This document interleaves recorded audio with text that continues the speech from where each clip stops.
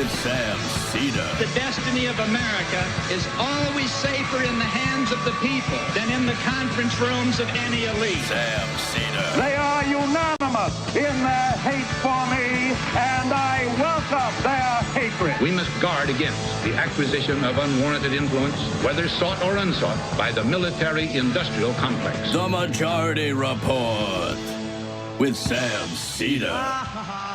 And I get the feeling you've been cheated.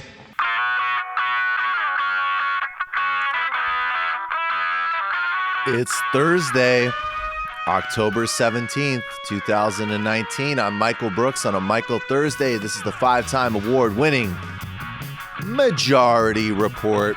We're broadcasting live steps from the industrially ravaged Gowanus Canal in the heartland of America, downtown Brooklyn, USA. On today's program, Princeton historian Matt Karp on his brilliant new Jacobin essay on 2020.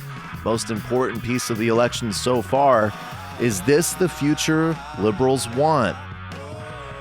We'll be talking about that and the history of the modern Democratic Party. Erdogan continues with his vicious incursion in Kurdish areas in northern Syria, even as the Kurds valiantly fight back, teaming up with Assad. Apparently, Donald Trump's brilliant and persuasive letter did not do much. Ecuador, agreement is reached between the social movements and right-wing President Lenin Moreno on fuel subsidies, the new IMF World Bank austerity packages. Talk about that. The European Union announces a new Brexit deal with the UK. Trump's meltdown with Pelosi apparently started with her making a Putin joke. And everybody just plays their role. Apparently Pelosi's getting a lot of wins. Ex-Pompeo advisor tells impeachment investigators he was disturbed by attempts to use foreigners to hurt Trump's political opponents. Gordon Sondland, Trump envoy and key figure in impeachment probe, facing criticisms over a $1 million taxpayer-funded home renovation. That's the spirit of this administration. McConnell eyes a quick impeachment trial in the Senate. CBS strike is officially on as the Chicago Teachers Union and the mayor fail to reach a last-minute deal. Solidarity. Past 3 months in Afghanistan have been the deadliest on civilians in a decade. Time to get out. And Congressman Elijah Cummings passed. He was 68 years old. Really, I think admired by all, regardless of where you were, is clearly a very good person, an effective legislator. Joe Biden is bleeding cash, but not hurting for private jet rides. We'll talk about that. Amazon dumps $1 million into Seattle's elections to fight a basic human agenda.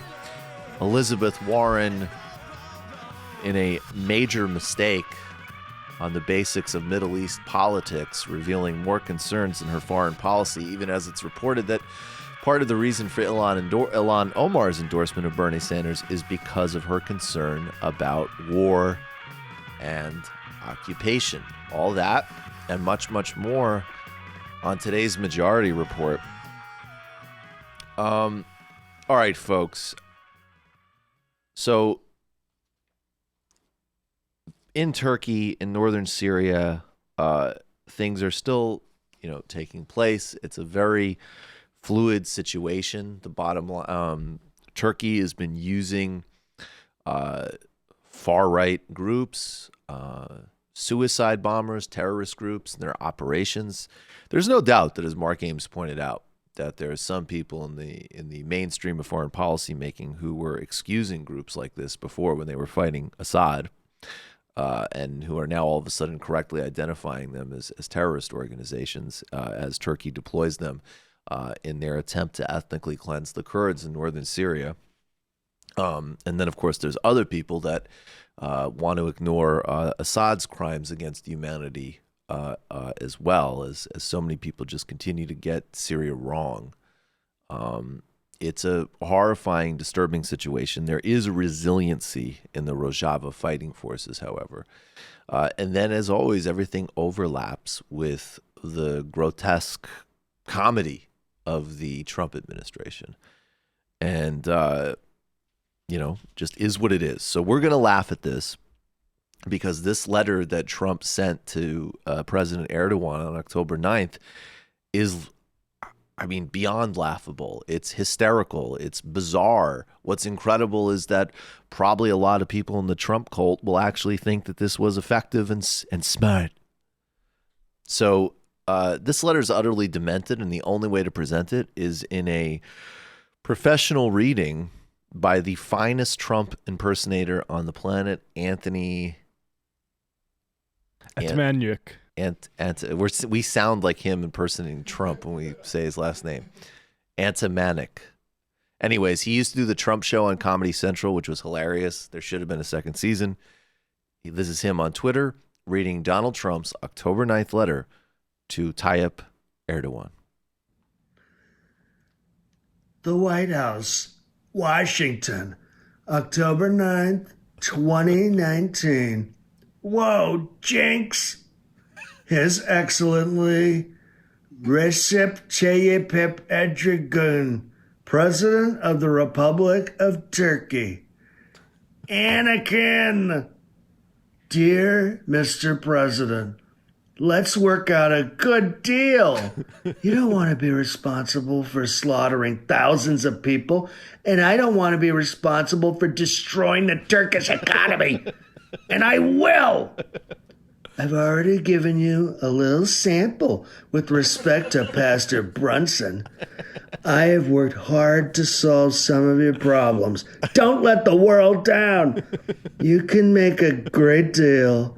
General Mussolini is willing to negotiate with you, and he is willing to make concessions that they would never have made in the past. I am confidentially closing a copy of his letter to me, just received. History will look upon you favorably if you get this done the right and humane way. It will look upon you forever as the devil if good things don't happen. Don't be a tough guy. Don't be a fool. I'll call you later. Sincerely, Donald Trump Company.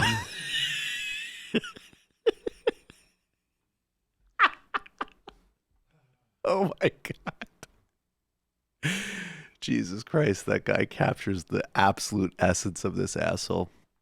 Now, Donald Trump portrayed the Kurds, which, by the way, multiple Republicans have, going back to Henry Kissinger in the 1970s and George H.W. Bush in the early 1990s.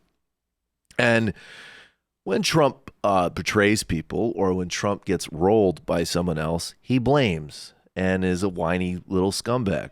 Here he is, clip number 2. No? Oh, I just wanted to point out that go ahead. that letter was real. Some people aren't.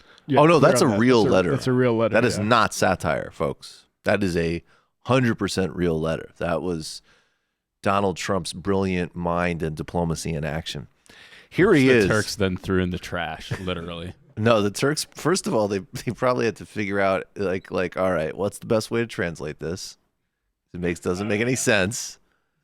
And then they probably sat around. They fired 3 translators. They fired 3 translators.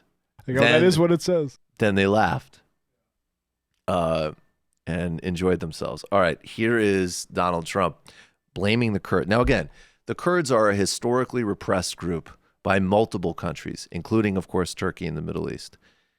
Even and in addition to, some incredibly successful, innovative politics in Rojava, if you were even just going to take it from a, this U.S.-centric perspective, which, by the way, of course, this action is freeing ISIS people and empowering those groups. So Donald Trump is also, this is in fact a huge threat to global security, how he's done this. But if you were to take that narrow view, of like, I don't care anything else, I just care about how they fought ISIS. No one has fought ISIS more effectively than the Kurds in northern Syria. By the way, Turkish government was meeting with forces from the YPG up until 2015. So when they lie and say that they're exactly the same thing as the PKK, they're lying. Here is Donald Trump trashing the Kurdish people. We'll see. In the meantime, our soldiers are not in harm's way, as they shouldn't be, as two countries fight over land. That has nothing to do with us. And the Kurds are much safer right now, but the Kurds know how to fight. And as I said, they're not angels. They're not angels. If you take a look, you have to go back and take a look. But they fought with us. We paid a lot of money for them to fight with us, and that's okay. They did well when they fought with us. They didn't do so well when they didn't fight with us. When I refused to allow the Americans a year and a half ago to fight with the Kurds against Iraq, I said, wait a minute. This country stupidly just spent a fortune on fighting for, with, around Iraq. Nobody knows how they spent it. But they spent, actually, we're in the Middle East now for $8 trillion, if you can believe that stupidity. But in Iraq, we're in for probably $5.5 trillion. So they're telling me, wait a minute, we just spent $5.5 trillion fighting in Iraq and with Iraq, and now we're supposed to spend money to fight with the Kurds against Iraq. I said, no, thank you. No, I believe he's talking. I mean, I actually don't know exactly what the hell he's talking about. Either maybe he's talking about the Kurdish referendum in northern Iraq. Obviously, the Kurds were trying to gain independence formally, even though they have a very autonomous region in northern Iraq. That is a different political faction than the ones in northern Syria. Just so you know. Just so you know. It's crazy. It's crazy. But if you look at the history, there's a lot going on. Today's show is brought to you by Cariuma, Cariuma. Today's show is brought to you by Cariuma. Cariuma marries old school designs with new school ethics. They want the shoes you wear to be made responsibly, feel crazy comfortable, and provide effortless style. That's why they made their sneakers by hand with premium natural materials, like their canvas, which is made from cotton sourced via fair trade initiatives, or their cleaner premium leather, which is made with water that's been reused and treated with zero chemical waste output. Their outsole is even made out of raw natural rubber. Plus, their shipping footprint balance is zero, which is amazing considering they ship worldwide and here in the U.S. They even have express shipping and can deliver you shoes in just 2 to 3 business days. Then if there are any issues and they don't fit perfectly, you can return them free of charge. These are incredibly good-looking shoes. I've really noticed that because as Sam has begun to wear them, I don't feel embarrassed looking at Sam's feet. I feel proud. Dope shoes for Sam.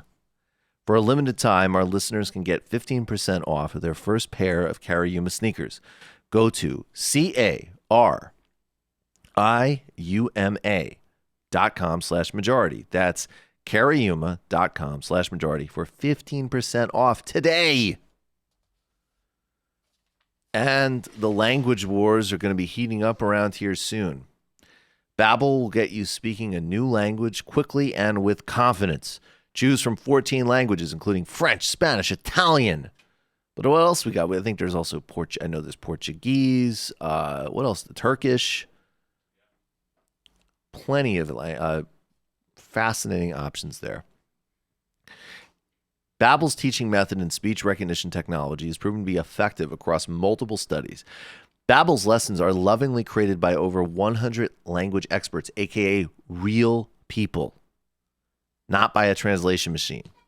Lessons are engaging and convenient, lasting only 10 to 15 minutes. Learn through interactive dialogue so you can perfect your pronunciation and accent.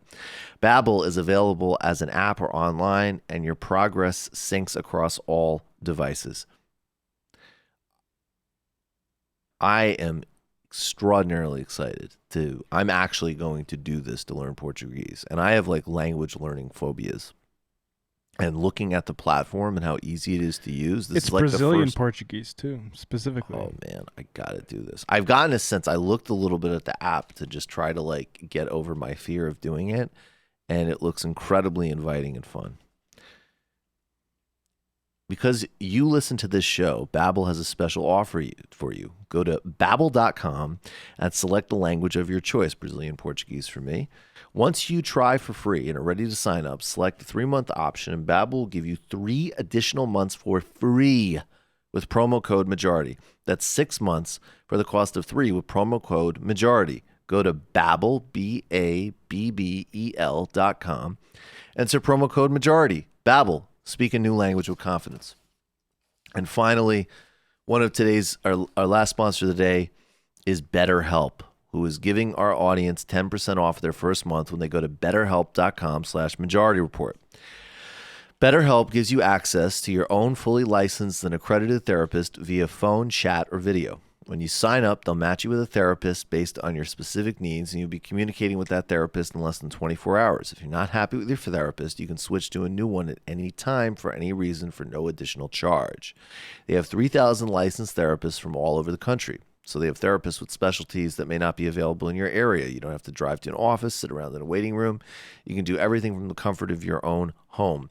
BetterHelp tends to be more affordable than traditional in-person therapy, and they have financial aid options if you qualify. They're giving everyone in our audience 10% off of their first month when you go to betterhelp.com/Majority Report. That's betterhelp.com/Majority Report. We're going to take a brief break, and we will be right back with Matt Karp.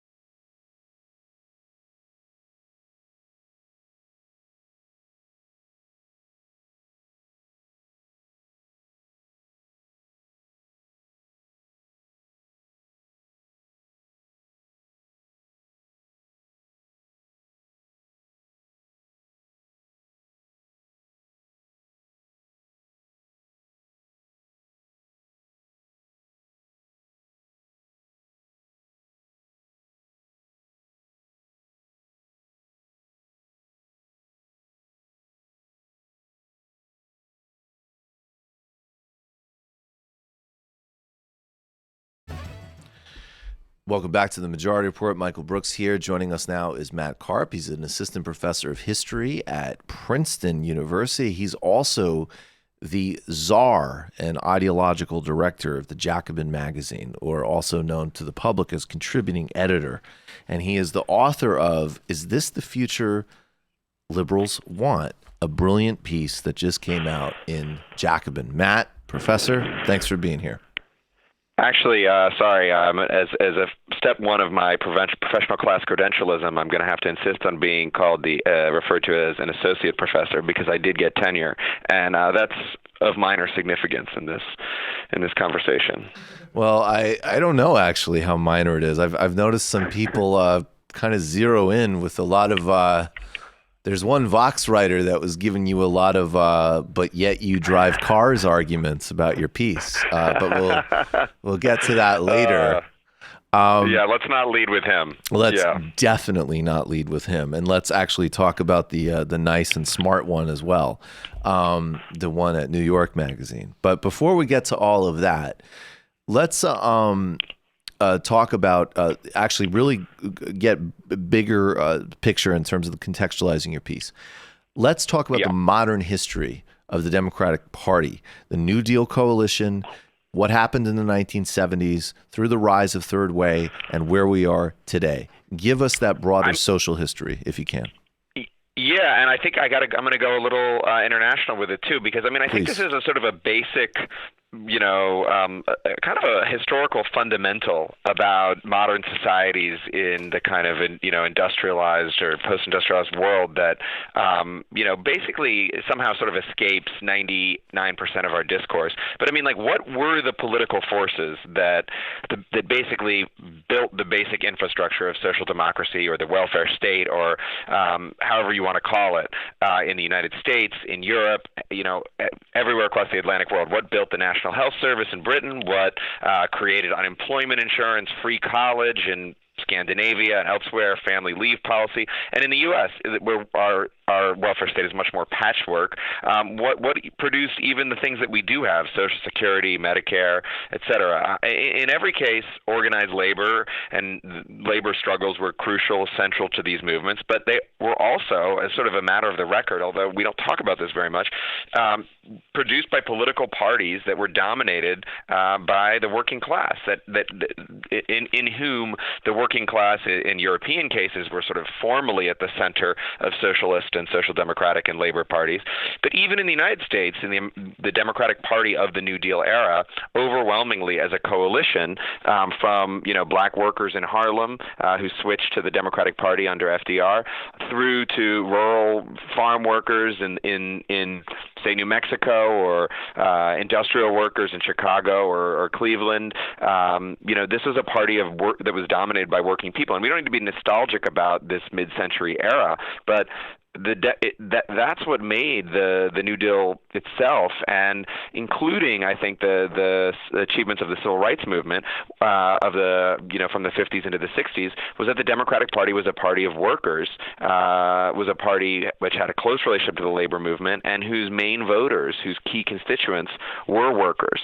And that alignment is gone now, and it's been gone for a long time. And I think it's one of the main things that the left or progressives or anyone who's trying to sort of make a big structural change in this country has to grapple with the passing of that alignment that actually produced the fundamentals, in our society. Yeah, and you make the point that even a politician who, frankly, pretty mediocre in many respects, and one that ended up embracing the genocide in Vietnam. And I think one of the ironies is that part of the limits to these political projects that delivered so many gains in the United States and Europe is the international dimension, which actually has some echoes today. And then the other dimension, of course, is the broader civil rights and equity dimension, which also has echoes today. But a guy like Hubert Humphrey, arising from this working class base, was actually quite he deserves real credit in terms of civil rights work, in terms of especially actual political risk in the beginning of his career.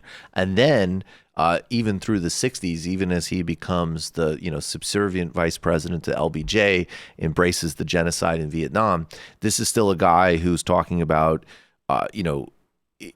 free college, labor policies, healthcare, an extraordinarily progressive baseline. And that, as you say, is not the product of particular qualities of leadership. It's the class configuration. Exactly. I think we tend to have this view, and I think it's partly inculcated by 50 years of having lost this class, configuration, that political parties or even movements within parties, and frankly, this remains an issue, with the Sanders movement that I obviously think is our only hope at this point, but that identifies kind of progress or possibility with individual leaders or the character of certain politicians. Whether that's somebody like Barack Obama or somebody like Elizabeth Warren, whatever. That we need somebody who thinks this way. But the whole point about what Hubert Humphrey and I'm very sorry, Mr. Humphrey. What Hubert Humphrey represented was that it wasn't. I mean, he like all politicians had individual personal qualities, but what made the Democratic Party possible, what made the achievements, the limited but still real achievements of the New Deal era possible, was that this was the baseline, and it wasn't about the politicians. Any old hack was going to support a national health care system. Even if they couldn't get it through, the Democratic Party hacks voted for it. Right. This was I think I liked your word. This was the baseline, and we don't have anything like that baseline. We have to build that baseline again, but we'll get to that, I guess. How does that come apart? So in one part of the story, obviously, and this, I think, this is a very important part, but this is a part that, well, you see it in the Democratic Party, certainly the racial politics that people in the Third Way and Bill Clinton embraced in the 80s and 90s, which really, they didn't go as far as Reagan, but they were quite comfortable making very racist and xenophobic appeals. So people know that certainly, the rise of Nixon and part of the breakup of the New Deal coalition is definitely apartheid Jim Crow is being formally dismantled in the United States. It's of course still actually existing in many respects, but it is being legally dismantled. And then there is there is absolutely a strong racial backlash amongst a significant portion of white voters. Then the other parallel, though, is that we see, this is more relevant for understanding the current dynamics of the Democratic Party, is a rise of a professional class and a highly educated baby boomer generation coming out of the 60s who might even be really correct and highly socially progressive on civil rights and women's rights and correct on Vietnam, but have no conception of class, maybe even are reactive and condescending and snotty towards labor politics. And then also, a rise of, as an example, Adolph Reed talks about, the historical breakthrough of an African-American mayor in Atlanta in the 70s, and then who also goes on to proceed to lay off 2,000 primarily African-American public workers with devastating effect on, an emergent black middle class in the South, right? So those two trends start to coalesce, and then we start to get the origins of the Democratic Party of Chuck Schumer saying, for every blue collar vote we lose, in Michigan, I think it was, we pick up an affluent suburbanite in the suburbs of Philly. Yeah, exactly. I mean, that is a culmination. That Schumer quote, which I think is echoed by Ed Rendell and half a dozen other of these figures, is a culmination of this half century of much larger political, economic, social transformation that is not unique to the United States either. The broader factors that America has a particular narrative, and I think the narrative about civil rights, which I do include, I think, yep. And I think a lot of the latest scholarship includes as a real achievement in some ways of this working class, labor driven class configuration in the mid-century. There's a reason why nothing like the civil rights movement was possible in the Gilded Age without kind of anything like class voting. But leaving that aside, the backlash to civil rights very important as you have laid out there in terms of transforming the voter bases. But you don't actually need the racial backlash theory to explain this, because it's been happening in other countries that didn't have the same racial politics as the United States. I mean, it's happened everywhere in Western Europe, where parties of the left, traditional working class parties, with the rise of globalization, financialization, automation, et cetera, and the sort of arrival of the knowledge economy and new professional class, new professional class constituencies have gradually sort of moved away from a working class base. Ideologically, they've moved away, and decisions to move right on economic questions, on free trade, on union politics that are not unique to the United States. Obviously, you had the Third Way in Britain and Tony Blair and everywhere else. Anyway, the mixture of both larger restructuring of the world economy, since the 1960s and 1970s, and this sort of the maneuvers of these center-left parties away from a working class base has really accelerated this transformation, where you now have, from the party of Hubert Humphrey, where I think Chuck Schumer is a nice analog. He's neither the best nor the worst of this new breed. He's just perfectly average as a representative just of an it. Absolute hack. Yes. Absolute. Straight out of Harvard Law, right into the legislature, and kind of followed the trajectory of this kind of professional class politics all the way down in terms of his connections on Wall Street, which he built up in the 80s and 90s, and his kind of, he's not even the most right-wing Democrat. In some ways, the argument of the piece is not so much that that swapping out blue-collar workers for white-collar, college-educated, often affluent voters. It doesn't necessarily have an ideological cast that has to move things to the right. That did happen in the 80s with the New Democrats. That was Dukakis and Clinton's political project. But it can also, come under the mantle of a kind of progressivism. I mean, the first wave of this process that you see, I think, if you look at voting returns, is in the McGovern campaign of 1972, which is admirable in lots of ways. Certainly in its rejection of the kind of the atrocities of the Cold War and Vietnam, but also represented a conscious effort on the part of some of these kind of college-educated early boomers that you describe to kind of move away from a working class alignment and towards a coalition of the educated and the dedicated, basically people who had the right values rather than people whose material interests were aligned. And, right. And that's they didn't.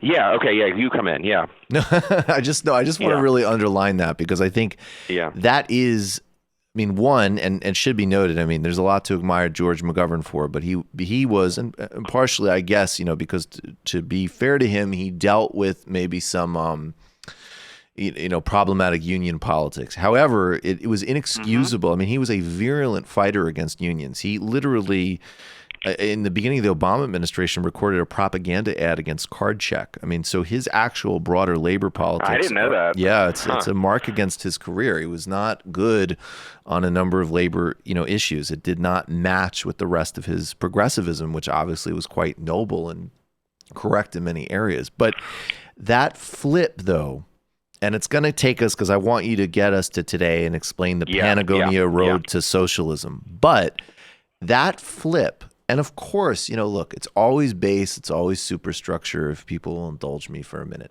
Of course, values matter. Of course, people at the end of course, there's moral calculations in politics. And of course, look, something as exalted as, you want to have a globe that works well for workers everywhere, east, west, north, south, is obviously a moral commitment.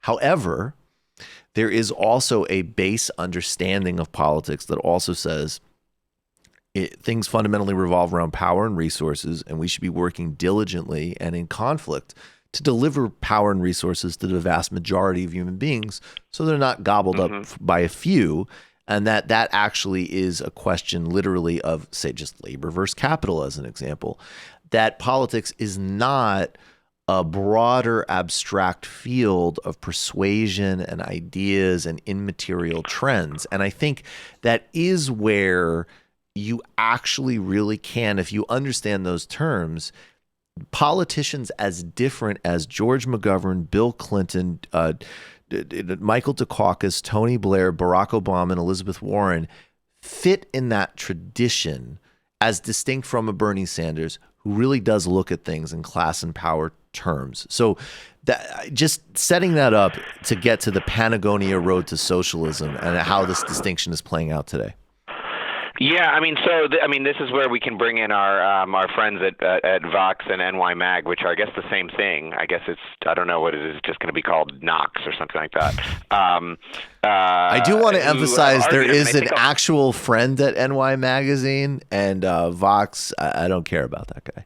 Yeah, okay, that's true. No, I feel the same way. Yes. And in some ways I probably did a little bit of an injustice to Eric Levitz by lumping him in with Matt Iglesias here, and I apologize for that to an extent. But I think the point is, Levitz, and we'll just start with him because I think he's a more serious, I wouldn't say antagonist, but he's a more serious discussion partner here.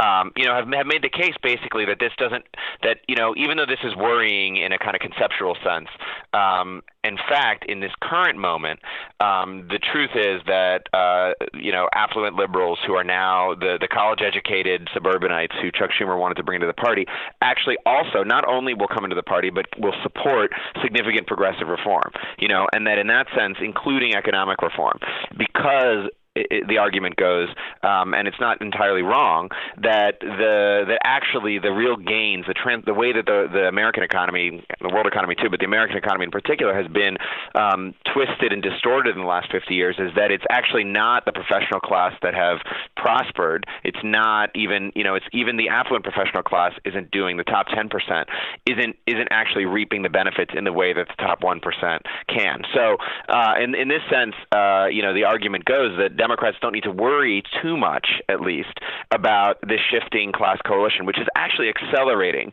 This is the point. It's not an ideological thing.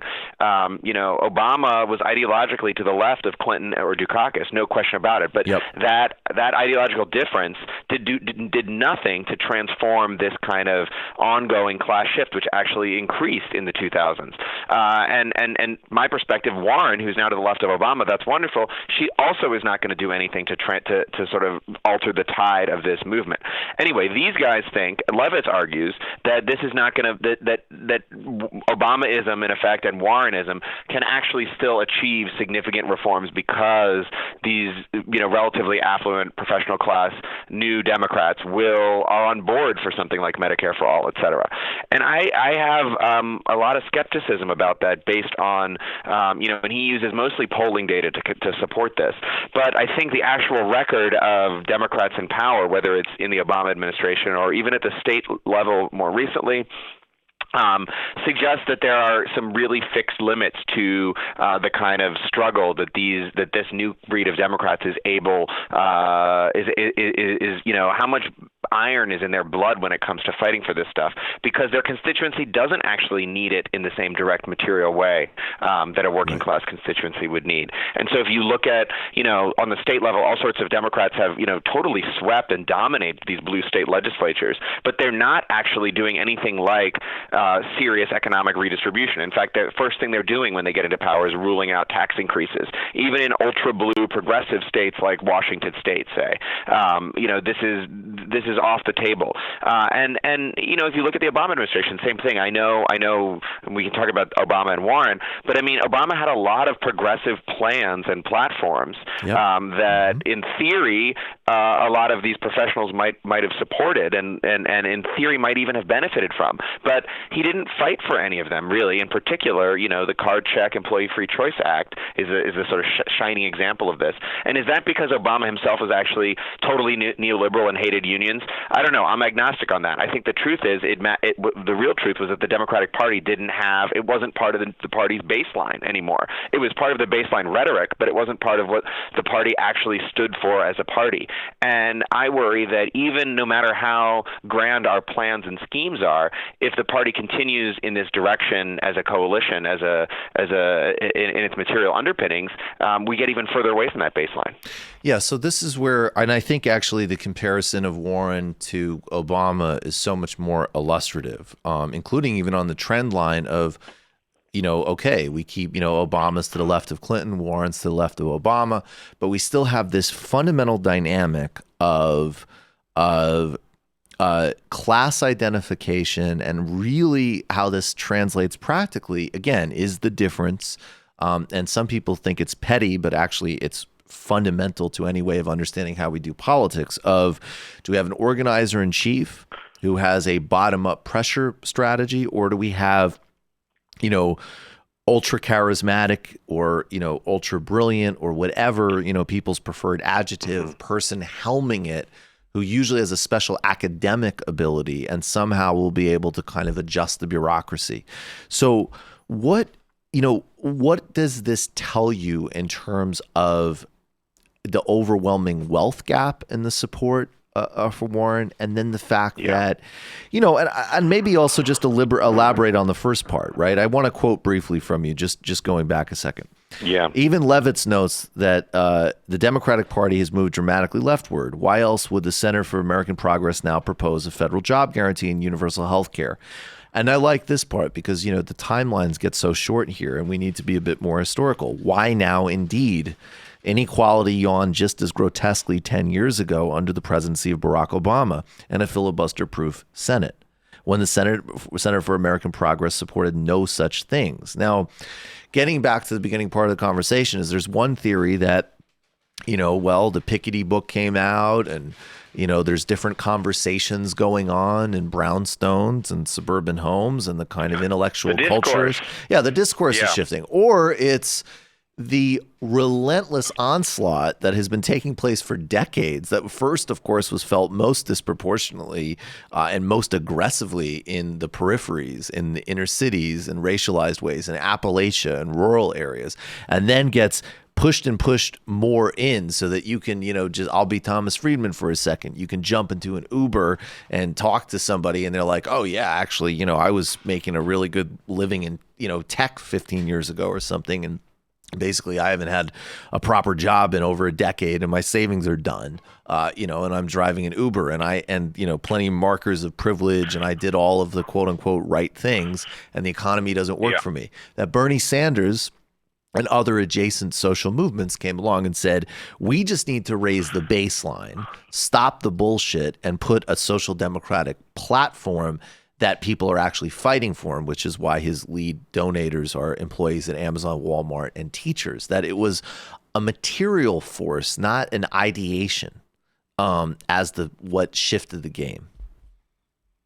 Yeah, no, exactly. And so some of it does come down to your reading of the history of the last 10 years, absolutely. Right. Because at one starting point, I think, which I think to a certain extent even, sort of good faith left liberal critics don't always appreciate fully or reckon with, is the extent to which, stuff is getting worse, to put it very nicely. Right. 80% of American workers, right, are living paycheck to paycheck, right?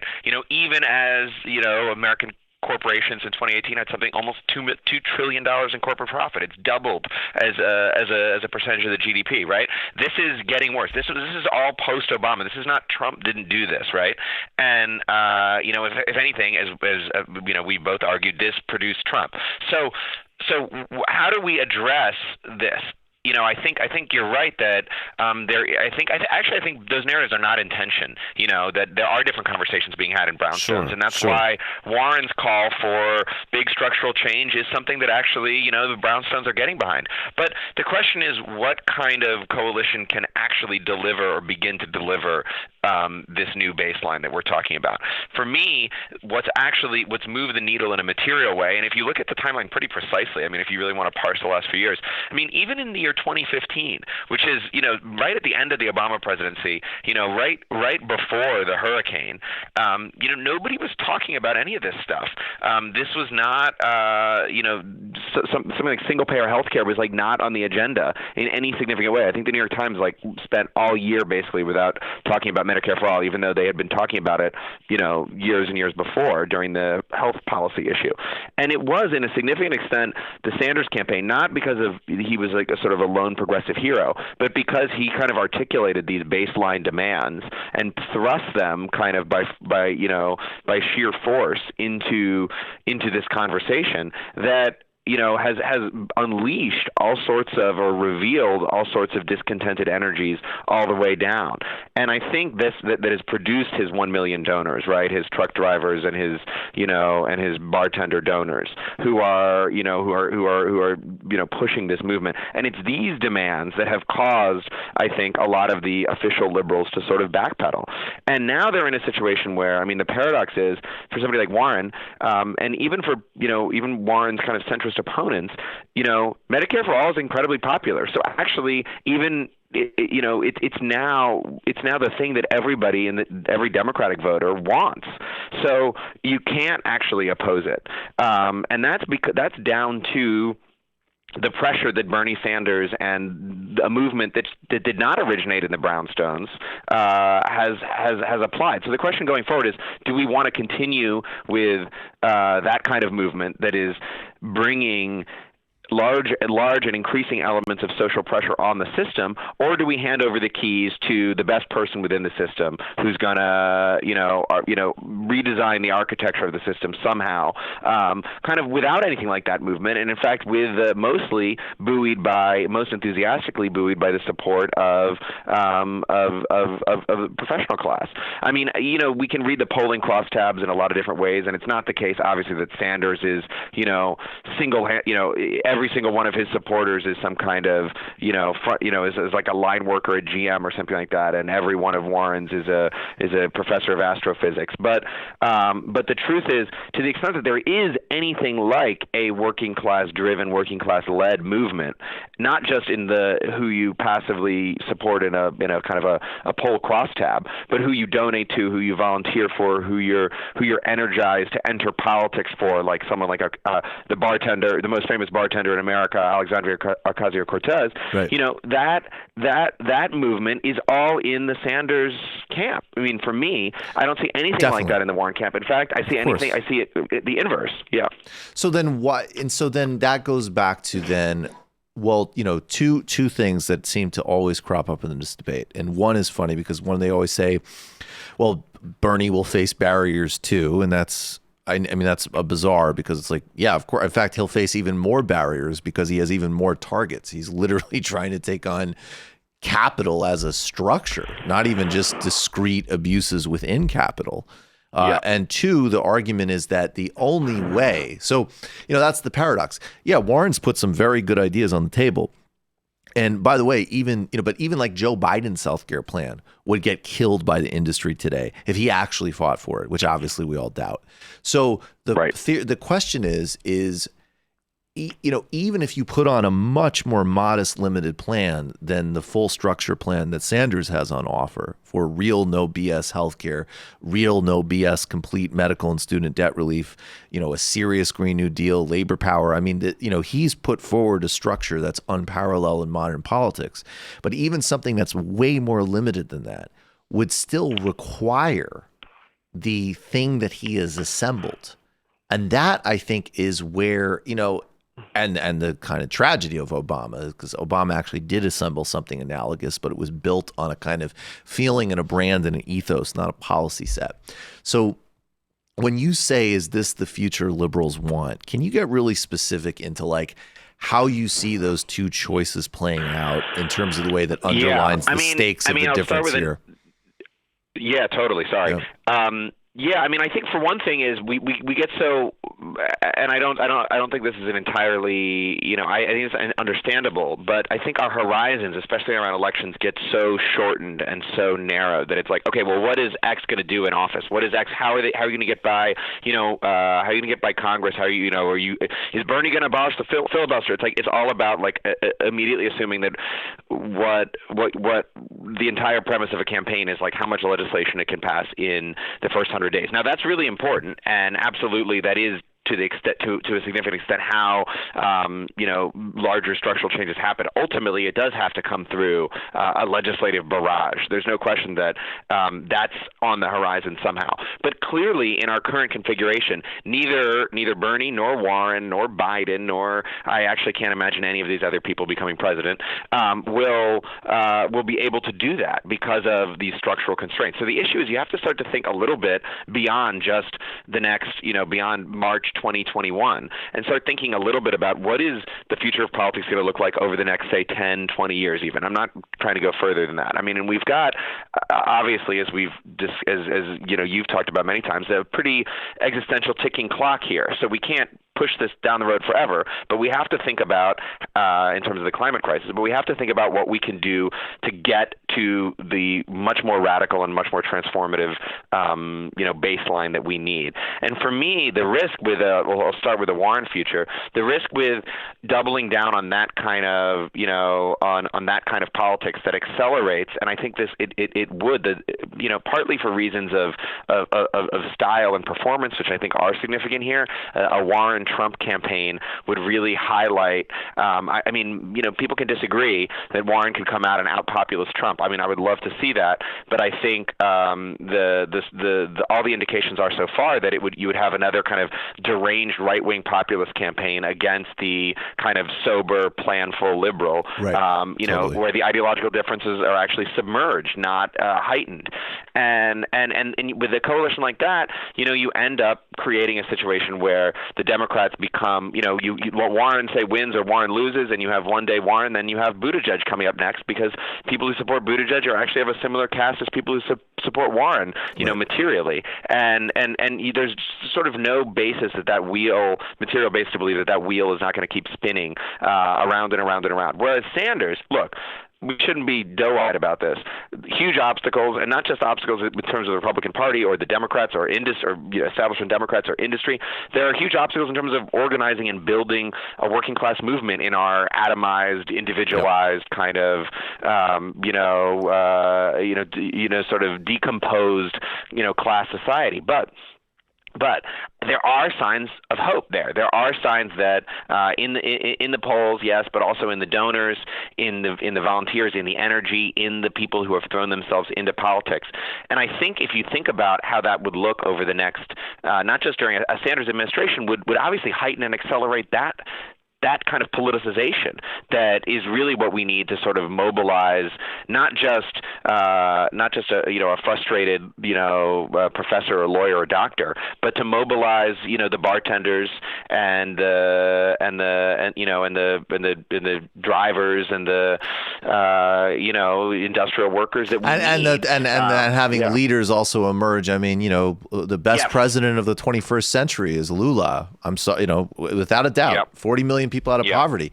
That's a worker who never went to college, who was illiterate until he was a teenager. And he's, we need to draw. And as you say, I mean, AOC is a bartender. It's amazing. And it's also incredible. I love Republicans who on once, they do their endless whining about, liberal elites and then attack her for having a job, right? Like how effective is that just even as a metric that it shows their snobbery. But as a final point, I just think to me, it's really starting to come down to is it a politics that says we reconcile these historical contradictions, but we still recognize that any type of durable, just, solution-oriented society has to come from a bottom-up base rooted in working and material conditions, versus do we keep sitting on the outside and read like the article and hope, do we want like the good person on the Harvard Law Review or the bad person? And, what's so bizarre is that really that's what politics has been reduced to. And then you look, and of course, within that context, Warren is good. John Roberts is a villain. Pete Buttigieg is a cipher. But the truth is they're all friends to some extent. They all share a framework. And we're on the outside looking in, hoping for redemption versus realizing that we have to do it ourselves. And Bernie absolutely understands that, and it is reflected in the campaign. Yeah, that's like supremely well said. I think the only thing that I would add on that is that, when you talk about Bernie as organizer in chief, a lot of this work has to be done outside of electoral politics too, right? As we say. And so what we're talking about here, it is a little bit of a moonshot. I mean, there's no question about it. It's kind of an attempt to sort of use electoral politics to do things that are not just electoral. But I think you can see, in the way in which Bernie activists and Bernie volunteers were instrumental in forging the Red State Revolt among teacher strikes in West Virginia and Arizona. You can see actual real evidence that this movement, even though right now it is electoral, and certainly that has to be a focus in terms of electing Bernie Sanders, and can never be completely backburnered. But it's an attempt to kind of forge results and movements that are not entirely themselves electoral. So yes, we want more working class people to run for office, and we want more we want more working class involvement in campaigns, et cetera, et cetera, et cetera. But we also need fundamentally this labor revival, driven by not by kind of cautious bureaucrats or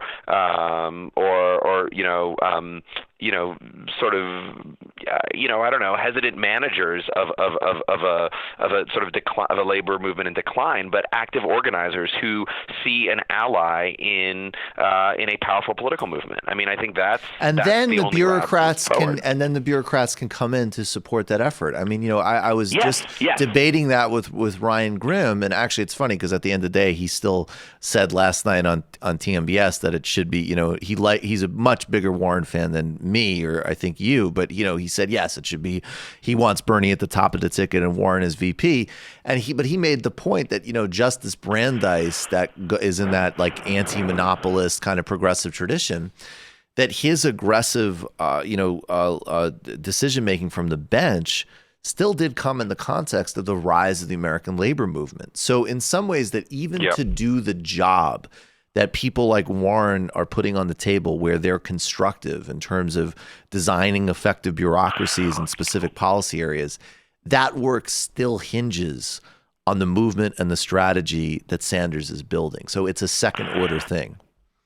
Yeah, and because ultimately, of course, this is not. We're not talking about some kind of the way the American party system works is we're still talking about a two-party system that is going to be a cross-class coalition. That even at the peak of class voting and class voting polarization in say the 1930s or 1940s, it wasn't the case that no professionals or managers or anybody except a West Virginia mine worker voted for FDR. Obviously, the whole country, huge sections of the country were voting for FDR and Truman, et cetera. And I think it's wrong to say that this is an attempt to sort of push out the quote unquote PMC, the professional managerial class, and say no, you're a class enemy, so actually you just have to curl up and die somewhere. Obviously, they're hot take, Matt. Hot take, Professor Karp. Hot take. Oh yeah, excerpt that and run it. But obviously, this is the Warrens of the world. I think have a huge part to play here. The question is on what terms. Is it continue to be on the terms of Harvard Law Review manages it and everybody else shows up to press a button every 2 years, or is it in the terms of a mobilized, energized, and politicized working class is actually starting to write its own agenda, and its professional class allies can advance that agenda. I mean, to me that's obviously the superior path. 100%, and you say all that as a Princeton professor. I bet you use airplanes too, even though you talk about the climate. Absolutely. And I breathe air that is produced by our declining crisis-ridden climate. So right. Hypocrite much. Complicity. We coordinated this over iPhones. I love when conservatives and liberals use essentially Unabomber arguments against socialism, but at least the Unabomber had the integrity to live in a cabin in Montana and actually not use this stuff. So, that's like to me. Yeah. To be sincere for a minute, to me it just shows a little bit of the not just the intellectual bankruptcy, but just a kind of almost like kind of a schizophrenia on the part of people in that world who just actually can't contemplate a different kind of politics, and so sort of have to spit out a kind of a sort of a confused and actually, not very systemic or thoughtful answer in response to, even though they prize all of those qualities, above all, the response to this kind of piece from people of that ilk has been so revealing in that sense that they in a sense almost abandoning their own supposed commitments to the rules of debate. It's very striking. It is very striking. Matt Karp, the piece is this the future liberals want? And the Jacobin, everybody should read it and share it. He's also a tenured professor, goddammit, at Princeton University, where he teaches history to America's skull and bones. No, I'm just kidding. No, that's Yale. My bad. I'm sorry. You're tenured. I can make jokes like that now. No, it's the eating. We got the eating clubs here. Yeah. You got to get me. I want to go visit one of those one day. I want to do a TMBS from an eating club at Princeton. Let's make it happen. I the less said the better. I got to go teach my class. All right, man. Thank you. All right. Thanks, Mike. Take care. All right, folks. We are going to take a break. Go to the fun half. Become a member of the Majority Report today. Majority.fm/become a member. What's that? I was getting Danarchy ready, but there was some other music playing. Okay. TMBS was last night. We did a live stream with Andre Demise on the Canadian foreign policy and Haiti. That was great. And then we did a main show at Ryan Grimm where I went deep on the history of the World Bank, IMF, the Ecuador and Haitian uprisings today as a result of those very same corporate-led Western policies imposed on Latin America and the Caribbean. Ryan Grimm and I had a great friendly debate and a big conversation about the election season, the history of the Democratic Party. Patreon.com/TMBS. Michael Brooks Show on YouTube. We're almost at 3,000 patrons, which is our next goal, and 100,000 subs on YouTube. Help us get there with both and snag your tickets. We're over halfway sold out, and we're still not even a month away to Philly. So I would get those. World Cafe, November 23rd. Krystal Ball, Artesia Balthrop, and Emma Vigeland. You know, the Ryan Grimm conversation plus this one are sort of the mirror images of each other in the same way that the Levitz and Virgil Texas interviews were for Sam. And between those 4 interviews, I feel like we've covered the Warren versus Sanders angle fight from every possible angle. Basically. I think that's actually true. I think that's totally true. And I think it's time for people to vote for Bernie Sanders. But no, I think in this case, even though it's been totally destroyed as a term by the intellectual dark web, you want to steel man arguments. And I certainly think, Levitz and Grimm have put the best on the table. Although it's interesting to me, and then Emma Vigeland as well, but what's interesting to me is that at least in Grimm and Vigeland's case, I still think both their first choices are Sanders. I'm not sure where Levitz is, so that's interesting. Matt, what's going on with Literary Hangover? I'm researching the Salem witch trials for upcoming episodes. Recently did Hobbamock and some James Fenimore Cooper. So check that out on the podcast feeds and YouTube. All right, folks. See you in the fun half. You are in for it. All right, folks. 646-257-3920. See you in the fun half. Are you ready?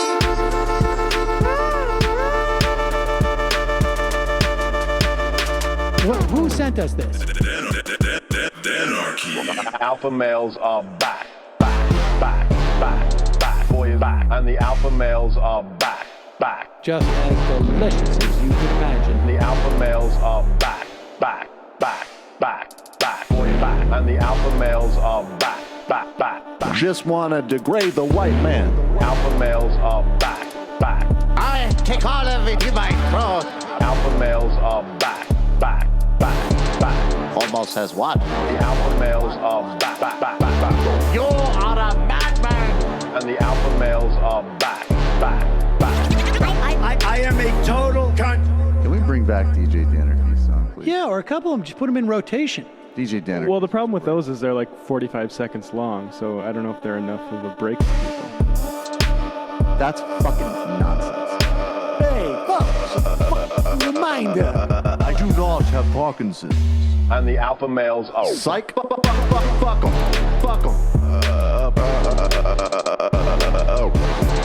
Almost says what?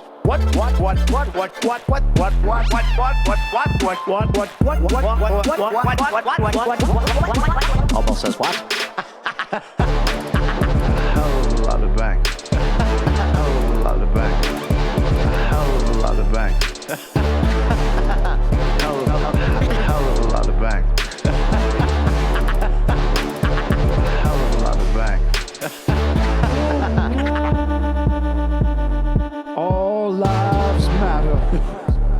you tried doing an impression on a college campus? I think that there's no reason why reasonable people across the divide can't all agree with this.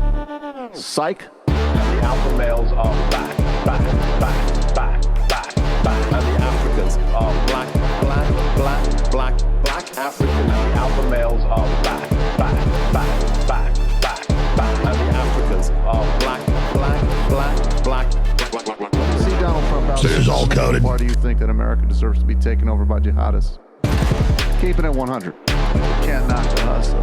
Come on, fuck 'em. Fuck things I do for the bigger game plan. By the way, it's my birthday. Happy birthday to me, Jew boy. I have a thought experiment for you. And the alpha males are back. Africans are black. Alpha males are back. Africans are black. Come on. Come on. Someone needs to pay the price for blasphemy around here. I am a total pussy. Welcome to the fun half, folks. Michael Brooks here with the boys. Boys. All right, let's. I didn't know that Saturday is for the boys thing was like an actual like that's right-wing big meme. Insert. Not even just right-wing meme, like a like normie type meme, Midwestern. Yeah, it's type like thing. Barstool, right? Yeah. Okay. Is it? That No, Which is a right-wing meme, essentially. Right, yeah, I guess. Okay, never mind. Seems sort of like a right-wing meme. You're calling from an 847 area code. Who are you? Where are you calling from? You're calling from an 847 area code. Who are you? Where are you calling from? It's Josh from Chicago. Josh from Chicago. What's up? How you doing? I'm good, brother. How are you? I'm doing well. Happy to hear from you. What's on your mind? Great. Well, two things. First, I'm calling because I want to talk about the big night Bernie had a few nights ago, and also particularly the endorsements. Mm-hmm.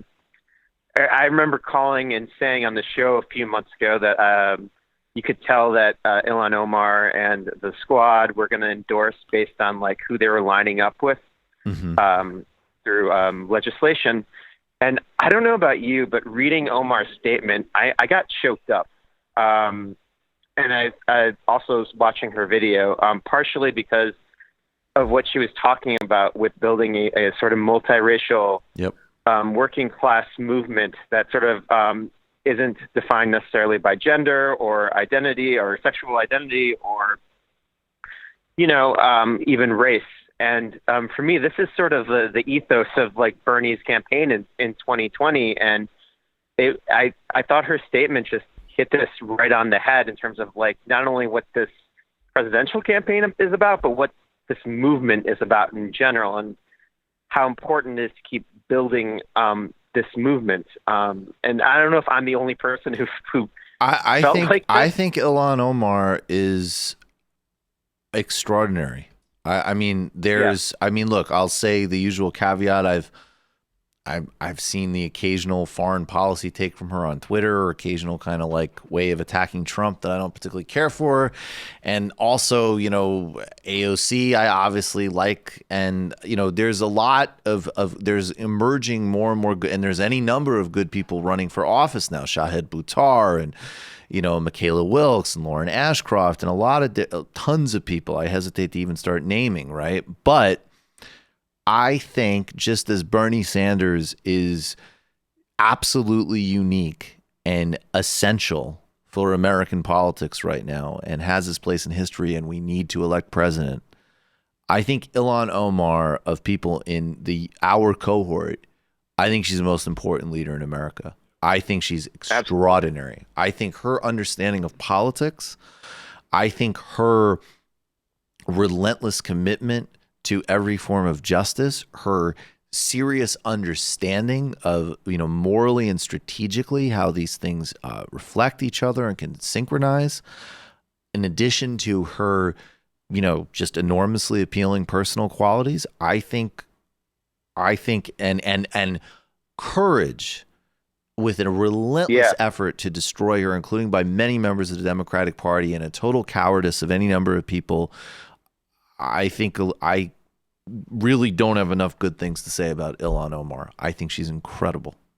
I think, Well, she's, it's not just destroy her.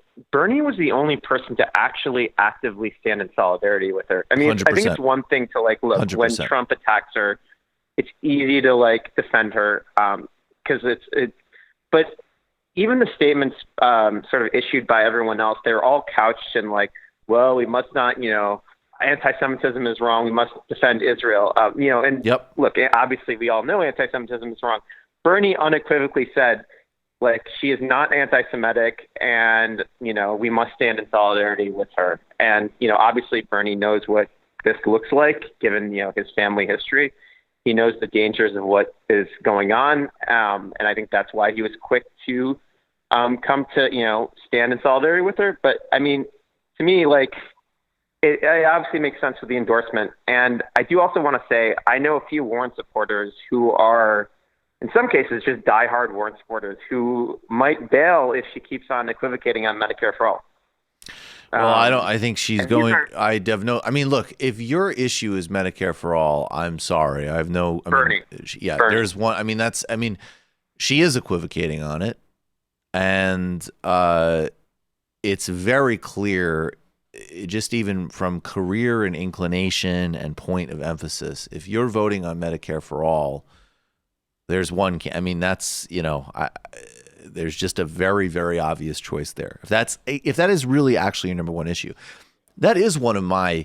I mean, the foreign policy stuff's also very important to me, and that's obviously a no-brainer. But and the broader theory of change stuff. But to me, Medicare for all is elemental, and no one just even remotely approaches Bernie's credibility on that issue. I mean, I don't think anybody could make a remotely serious argument otherwise. But Cosine. To go back to what he's talking about with Ilhan, she summarizes in the Bernie endorsement video something that I think we try to emphasize here, which Let's is play some of it. It's the when you question the left's sort of, I guess, patriotism or love of country. Right. And we talk about this with Harvey K. I think you and Waz talked about it in the first Woke Bros. Yep. But what she says here about an America that most people believe in, we'll just play it. Senator has built. There was an America that I dreamed about. There's an America that most people believe in. It is an ideal. It's not reality yet. And he started the work of organizing for that America, and that has inspired me to get involved. No matter the cynicism that a lot of people deploy, I totally agree with that. I wouldn't be doing this if I didn't, basically. Oh, 100%. And I think one of the things that also Waz actually hits a lot is, in fact, if you go to some of the most brutalized and on receiving end of American white supremacy, empire capitalism, and supremacy across the board, as an example, migrant communities or people who might be taking refuge in the United States, or people just from obviously historically brutalized and racialized backgrounds in the United States, you will find an extraordinary amount of belief in the potential.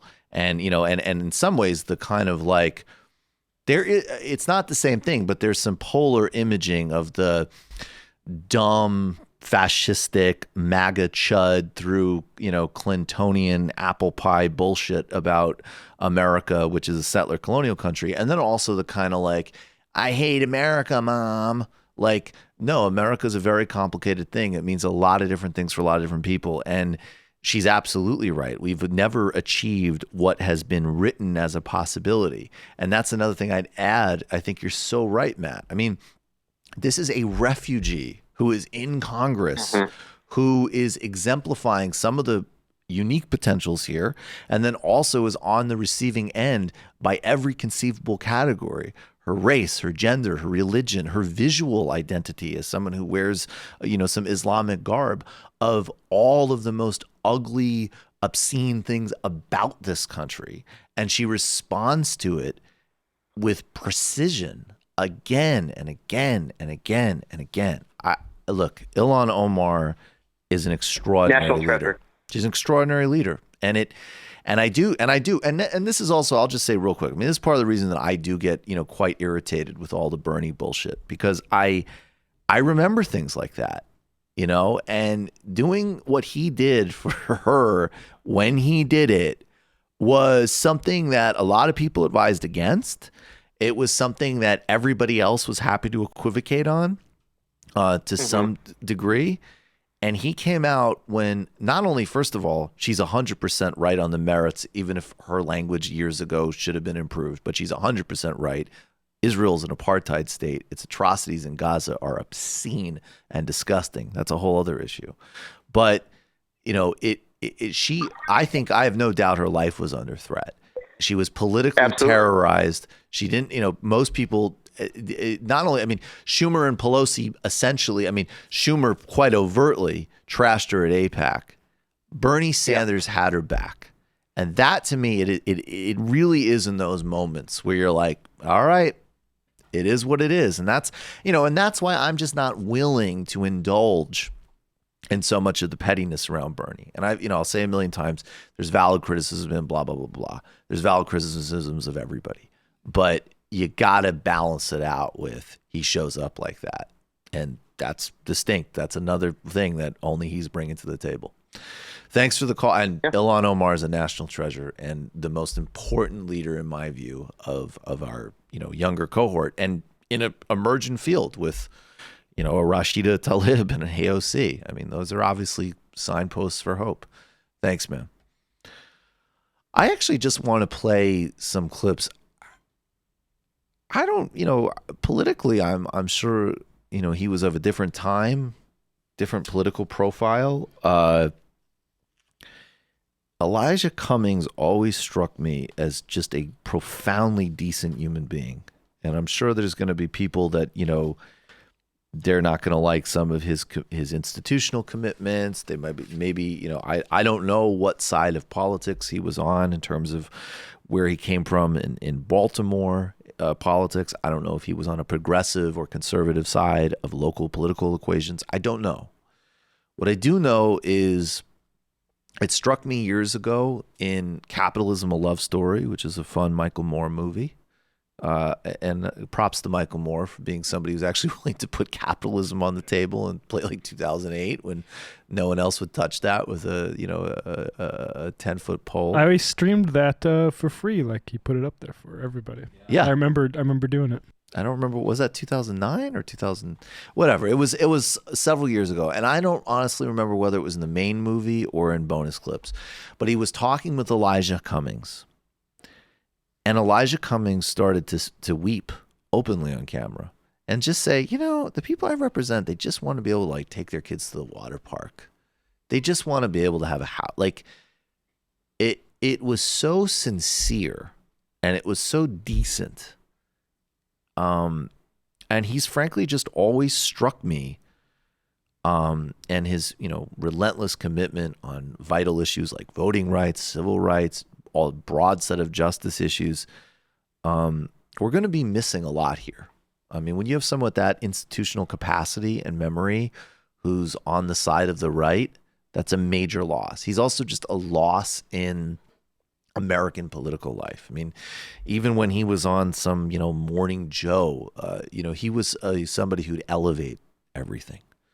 Let's play some clips. This is clip number 11, I believe, of him talking about voting rights and campaign finance legislation. He's a very powerful orator. 1 year ago today. Pause it. I just want to say there's a, you know, Russia line here that some people are not going to particularly care for. I don't care for it. It's not my cup of tea. Please don't let that obscure the bigger purpose of what he's conveying here either. Let's not be petty in either direction. This is important. 1 year ago today, on my mother's dying bed at 92 years old, former sharecropper, her last words were, "Do not let them take our votes away from us." She had fought and seen people harmed, beaten, trying to vote. Talk about inalienable rights. Voting is crucial. And I don't give a damn how you look at it. There are efforts to stop people from voting. That's not right. This is not Russia. This is the United States of America. And I will fight until the death to make sure every citizen, whether they're Green Party, whether they're Freedom Party, whether they're Democrat, whether they're Republican, whoever has that right to vote. Because it is the essence of our democracy. And we can play around and act like it's not. And guess what? I want to be clear that when they look back on this moment 200 years from now, that there are those of us who stood up, and they'll be able to say they stood up and said, we will defend, they defended the right to vote. Because you know what the problem is? For so many people, their rights are pulled away from them, then they got to put in laws to get them back. Pulled away from them. What does that mean? They cannot progress rapidly. They cannot progress with the rest of society. And all they're trying to do is trying to control their own destiny. Absolutely. And incredibly important and cannot be minimized. And here he is. This is from Jeff from Georgia. Sent this along. This is him speaking out against concentration camps at the border. We should be able to agree that we will not keep kids in child internment camps indefinitely and hidden away from public view. What country is that? This is the United States of America. We now have reports that parents are being deported, but the Trump administration is keeping their children here. 2018 in America. We do not need legislation. This is a policy, and understand this. This was a policy invented, implemented, and executed by President Donald Trump. And so, in conclusion, Mr. Chairman, we need you. Those children need you. And I'm talking directly to my Republican colleagues. We need you to stand up to President Trump. We need you to join us in telling him that we reject this mean policy. We need you to tell him to abandon this policy. We need you to remind him that this is the United States of America, and it is a great country. And we need you to stand up for those children. Notice the echo with Ilhan Omar.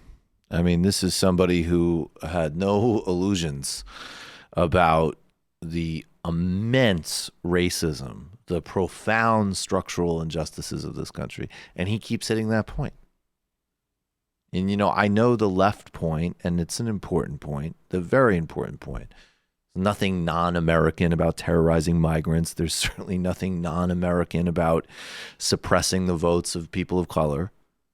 But it's also, he is rooting it in that, no, fighting those things is also the American project. And actually having a democracy is the American project. I think Elijah Cummings I think he was a really good person. And it was a very positive thing to have him out there. He's quite young, too. I think he was only like 68 years old. So that's sad. It's sad to me. Rest in peace to Elijah Cummings. And condolences to his family and constituents. Let's take a call. You're calling from an 818 area code. Who are you? Where are you calling from? Hey, Mike. What's up? Hey, is this Dave from Jamaica? This is he. How are you doing? I'm good. You're a little bit hard to hear, though. Are you on speaker? No. Can you hear me now? That's a bit better. It's not great, though. So what's going on, my friend? friend? Yeah. Oh, nothing too much. I watched through that debate. Mm-hmm. It was pretty boring and painful, but it wasn't as bad as the previous one. But Bernie had a good night, Dave. Jeez, come on. Be a little positive, will you? Come on. Smile. No, yeah. But I don't think he had a bad night. But I definitely think the media strategy of pretending he doesn't exist seems to be what they're going with. Because do some people have 1% of the poll end up with more talking time than he does? Pure bias and aggressive bias, and CNN and MSNBC. All of these outlets are not to be trusted when covering Bernie Sanders. Period. Full stop. Even if you're not a supporter, if you want to understand his campaign, you have to follow alternative media and read the campaign site directly, because these networks are at war against him to the point of being embarrassing. Yeah, no doubt. It's so clear now. I do think I'm not going to dive into the whole Warren Bernie thing, but I do think if we could, I don't know, get a debate with actually just 3 people that actually have a shot at this thing. Well, we'll see. We'll see what happens. We'll see. Thanks for the call, Dave. Appreciate it, man. I mean, I think it's going to be very revealing how many people continue to qualify as we approach the Iowa caucus for whatever and how many debates are left. Because basically what we're seeing is whoever is the most centrist or right candidate is going to inhabit that ghost of John Delaney just to knock down progressive Is he still policies. in? Is he, or did he formally drop? I mean, it doesn't matter. It's just an But like in the way that Amy Klobuchar filled that. Yeah, I mean, Klobuchar is the new Delaney. Yeah. Klobuchar is the new Delaney, and then you have, I mean, Harris and Buttigieg are floating around for the sort of professional class vote. Beto, I don't know. Beto's almost like a single issue guy now. It's very the weird. Gen X I don't really know what campaign. he is. The Gen X loser campaign. That was so. I mean, I'll pull a Sam here. I said as soon as he announced that this was going nowhere, and I predicted that he would be within single digits within a month. I actually did. It's like it's just so like, dude, like you're running for Senate against Ted Cruz. Like, sure. I know, but like nobody asked you to run for president, man. Like, come on. Speaking of Eric Levitz, I think he apparently ethered the Beto presidency campaign yesterday in terms of white Obama, but less charismatic. Well, I mean, yeah, that was always the thing. Although I will say, it's funny. The more I watch them, like, well, actually, always like even though again his record at HUD is bad, so I'm not sold on Julian Castro, but. On a substantive level, Julian Castro should be getting way more credit. I mean, no one is speaking more clearly at the violence on the border, on what needs to be done to demilitarize in terms of human rights, in terms of ICE, than Julian Castro. And the fact that he brought up the murder of that woman in her home at the last debate and said, gun violence is also police violence, that should be, I mean, this is good stuff. It's serious, substantive stuff that Julian Castro is putting on the table. And then I have to say, like, you know, Beto, it's like, yeah, he's a try-hard and the whole thing is ridiculous. But, I mean, Buttigieg is a disingenuous sociopath. I mean, he's a Martian. Yeah. Pete Buttigieg should make your skin crawl. I think that clip we laid out yesterday pretty much illustrated that about as clearly and concisely as could be made. Yeah, we got him. Check it out, folks. We got him. Lion Pete. Lion Pete. Alfred E. Newman with the lies. You're calling from a 778 area code. Who are you? Where are you calling from? 788. Hey, Michael. 778. My name's Lance. I run a propaganda network up in Canada called The Serfs. Hey, Lance, how are you? I'm doing quite well. How about yourself? I'm doing well. I'm familiar with this propaganda network. I enjoy it on Twitch. Oh, nice. Yeah, that's actually why I was calling. I just wanted to say that we're running a 3-day charity stream starting tomorrow to help support getting clean drinking water in Aboriginal communities, as well as Trans Lifeline, which is a suicide prevention center that helps youth in America and Canada as well. So if anyone wants to check it out, it's going to be at our Twitch channel. Is that awesome? Is that drinking water thing what Jagmeet Singh was talking about in a clip he played recently? Yeah, so I don't know if you guys saw the viral clip that came out a couple of years ago where there were some Aboriginal protesters that came to a fundraiser that Trudeau was attending, where they basically were trying to bring light to the fact that there's actual mercury poisoning in some reserves in Canada, and he got them kicked out and responded with, "Thank you for your donation."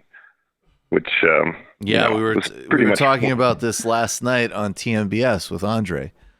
Yes, that Justin Trudeau was like it's like, thank you for helping the Liberal Party.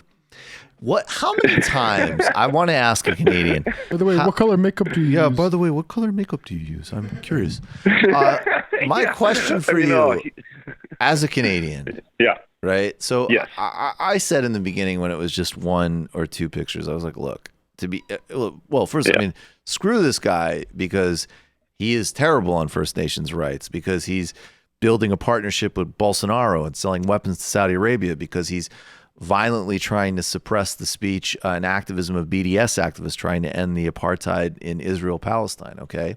But I said, look, if Justin Trudeau was giving clean water to Indigenous people as an example and respecting First Nations, I would be willing to say, look, I'm not a Vampire Castle guy. People change, people evolve.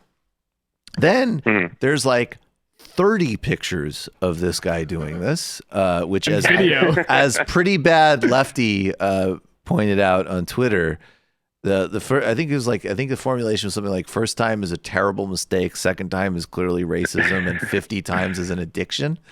And so my question about Trudeau, though, because we go from it is like the most racist thing in the world. It's just like, oh, it's hilarious. My skin is black. Do you get the joke? But then, we also know that he did his knees. We know he worships Obama. So when do you think during his premiership he went into the privacy of his office and put on his tan suit, got his makeup out, and tried to go, let me be clear? No. How many times do you think he did that as a Canadian? Well, Obama just endorsed him. I think one of my have been Trudeau himself. Hi, I'm Barack Obama. I want to endorse my good friend Justin Trudeau. Oh, goddamn! I didn't fill in the neck. Trudeau makeups himself as Obama for the fake endorsement. It's an analog deep fake.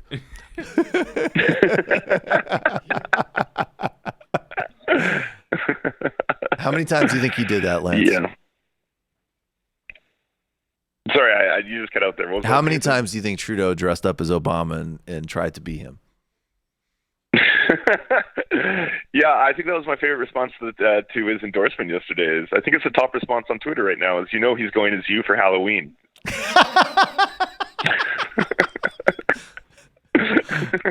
I'll be Obama and you be Richard Branson. Yeah. Here's a funny concept. What if you were Richard Branson? And then you'd put on whiteface. It wouldn't be as problematic that way. Could I please be you, sir? At least, Macron has a little bit of dignity as like a centrist scumbag. Justin Trudeau has no dignity, man. No, none whatsoever. And thank you guys for bringing light to the Canadian election, by the way, because we got that coming up on Monday. So, I mean, anyone who's Canadian in the audience, please go vote for Jagmeet Singh. I think he's going to be a good alternative. What do you think's going to happen? You got any guesses before you get off? Yeah, so right now it's looking like the Conservatives are pulling ahead by a little slim margin. So basically it's an opportunity, because we have a parliamentary system in Canada, it's a good opportunity for us to basically have a coalition government. Trudeau, being Trudeau, wants to be the kingmaker, and he's not really admitting or saying publicly yet that he's okay with that. Whereas Jagmeet Singh is saying, I'm completely prepared to do whatever it takes to make sure the Conservatives don't come to power. So, yeah, I mean, I think they will have enough seats combined to form a minority government. Whether or not Trudeau is willing to give up the throne is something to be seen yet. Do you think that if Singh polls highly enough that Justin Trudeau might dress as him?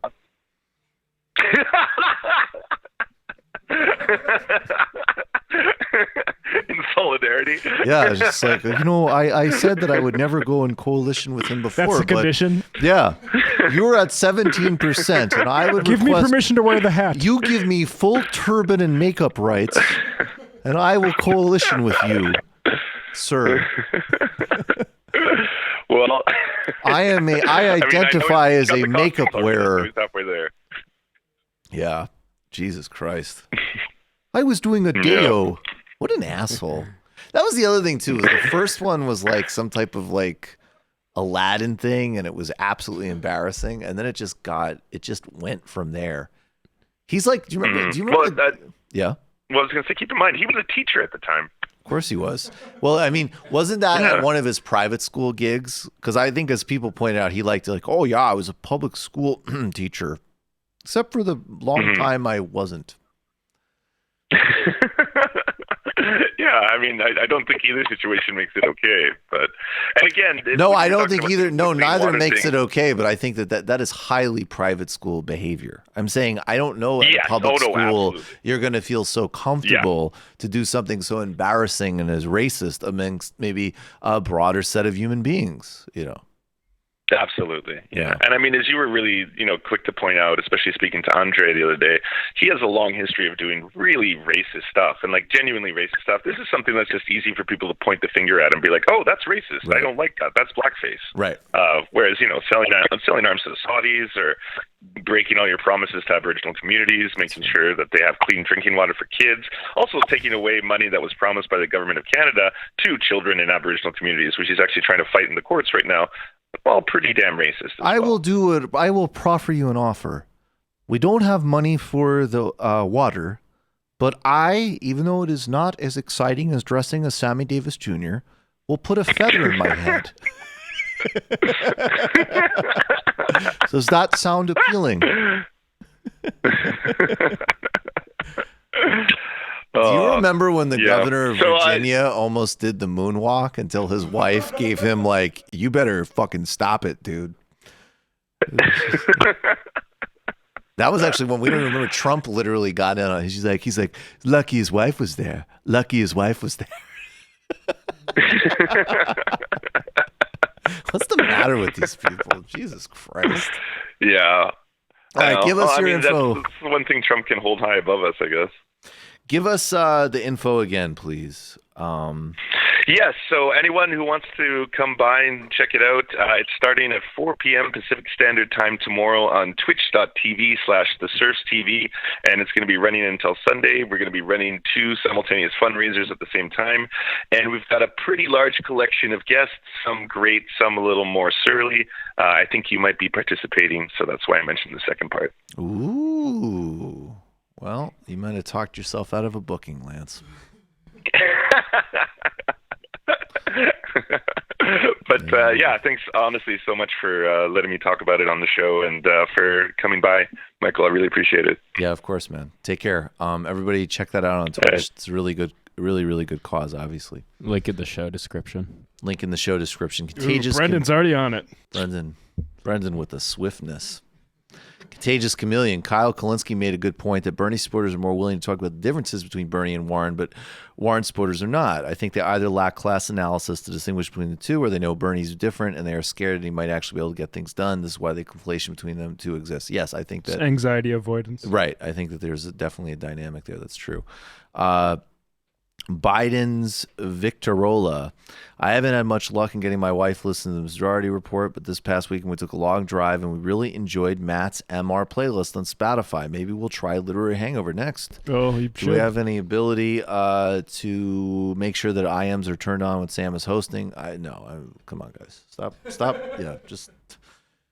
I see those tweets and the anxiety, and it's like, get to what we get to. Sam usually gets to them. I submit Michael Barbaro of the New York Times daily podcast is the Dave Rubin of the corporate center. Sounds about right. He seems genuinely confused by everything and is fascinated by his guests' ideas. I don't even know who that guy is, but I love it. I have this is how stupid my brain is at this point. There's a tweet from 2015 where Michael Barbaro was like, "Is it time to put seatbelts on the subway? I'd wear one."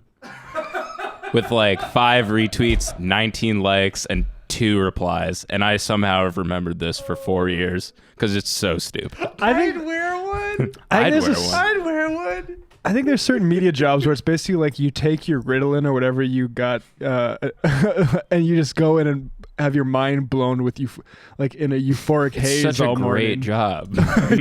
All you have to do is be surprised most of the time and hope that your producers book decent people. Whoa. So surprising. But you're saying DNA has some connection to how smart somebody and worth resources somebody is? Interesting. I actually like that because that is a perfect example because it's he says that as the corporate brain dead center, and if somebody somebody could feed that to David. Like, and now the next thing I'm hearing is seatbelts on the subway. When will There's no freedom left. Exactly. Freedom is ending. Let's just, this is just funny. Guys, I still can't get over the comedy of Kamala Harris going after Elizabeth Warren about the Twitter ban thing. I mean, I should say I both find it really funny and like literally violently embarrassing. And I'm watching it and I'm like, look, I want Harris to take something out of Warren. I think that's good for Sanders. I also think Harris, I was absolutely right about Beto. I was definitely wrong about Harris. I really thought she was a much more formidable candidate, like significantly more formidable candidate. I frankly think the world would be a better place if she was like as formidable as Joe Biden was, and there's no chance that that's going to happen. I mean, Jesus Christ, not at all. I don't know what the hell is going on with her. So she's all set up. The body language is strong. She's talking about two-tier justice system, and of course, like, wow, the lady who arrested truant parents but let Steve Mnuchin walk free is talking about two-tier justice system. Okay. Hell of a stretch, but let's see what she's got. And then it's a Twitter ban. And what's great is you can literally see Warren smirking because it's hilarious and embarrassing. But her and her campaign, I don't know. I mean, ultimately it is up to her, but like, I mean, she's stumbling, and judging by Twitter contact, her surrogates are out of their minds. Very dumb people. Stupid people. Not good. Kamala, she took it. He had said, she was like, who are the dumbest people in the most disastrous campaign of 2016? I want them. And here she is, still trying to push this even after the debate. That he has lost his privileges and it should be taken down. And the bottom line is that you can't say that you have one rule for Facebook and you have a different rule for Twitter. The same rule has to apply, which is that there has to be a responsibility that is placed on these social media sites to understand their power. They are directly speaking to millions and millions of people without any level of oversight or regulation. And that has to stop. Now, she's not talking about breaking them up. She's not talking about the people, her own relationships to Uber and the industry. She's literally saying, let's get Donald Trump off of Twitter, which incidentally, in addition to his Twitter being it being a ridiculous, insane thing to focus on, like, yes, he's got how many million Twitter followers? How about how many nukes are under his discretion, right? Okay. In addition to how embarrassing, ridiculous it is, one, his Twitter sometimes is extremely funny. Two, and this is the less cheap point, his tweets might actually be evidence in an impeachment trial. It actually could serve a purpose in nailing the motherfucker. What are they doing?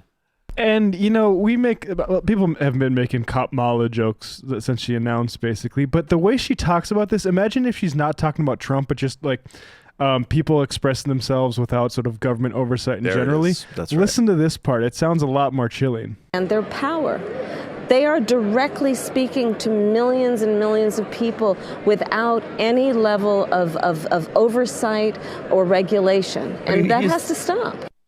That sounds like I don't trust these people to do that. 100%. Look, people are already checking journalists. They're demanding. I mean, not obviously refugees are being terrorized by this, but journalists too are having their Facebook pages checked, their contacts checked.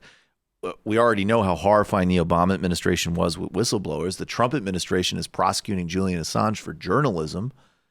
Kamala Harris would be horrifying on journalism and civil liberties. She wants to be the sheriff of posting. Yes. I mean, this obviously, you're right. I mean, there is a serious point to it that's actually incredibly chilling and dangerous. All right, let's do. All right, Brad Hominem. Josh, you aren't the only one who felt like that. From the 847, we stand with Elon, not me, us. What are you looking for, Matt? So we have just more of the surrogates like losing their minds over this. Okay, stuff. let's do similar to this.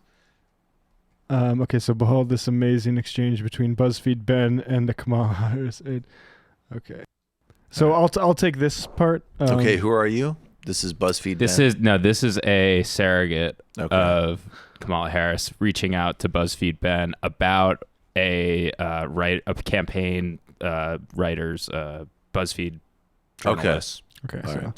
Right. Hey, I have talked to her directly a few times when she's tweeted out stuff like this, and I told her I was glad she deleted this tweet, but this kind of stuff is just a really horrible look for you guys. Frankly, it's whiteness manifest. If Kamala shrugged off a Warren critique about how she wasn't with her on Facebook, we'd get raked and she would get lauded as taking on the corporate power. The blithe mockery here of Kamala while lauding Warren style is just not up to par. Oh my God. I say this to you just to be super frank and because I really like your guys' work, the platform and your reporters. We work well together across the board. I believe that. I'm glad they don't think we work well with them. Yeah, we don't work well. Is there a response? Okay. Hard to know if last night. Wait. This is the tweet that the staffer's referencing. Excuse me. Oh, so Matt, you got to keep Okay, going. so this was the tweet that was... But this is a bit problematic. Of course, problematic. All right. Do you want... Okay, this is the tweet. Hard to know if last night harmed or helped Warren, but I think we can all come together and agree the debate highlight was Warren telling Kamala Harris no about banning Trump from Twitter, and then just continuing with her point in the manner of shrugging off a Greenpeace clipboard person. So now I have a problem with this.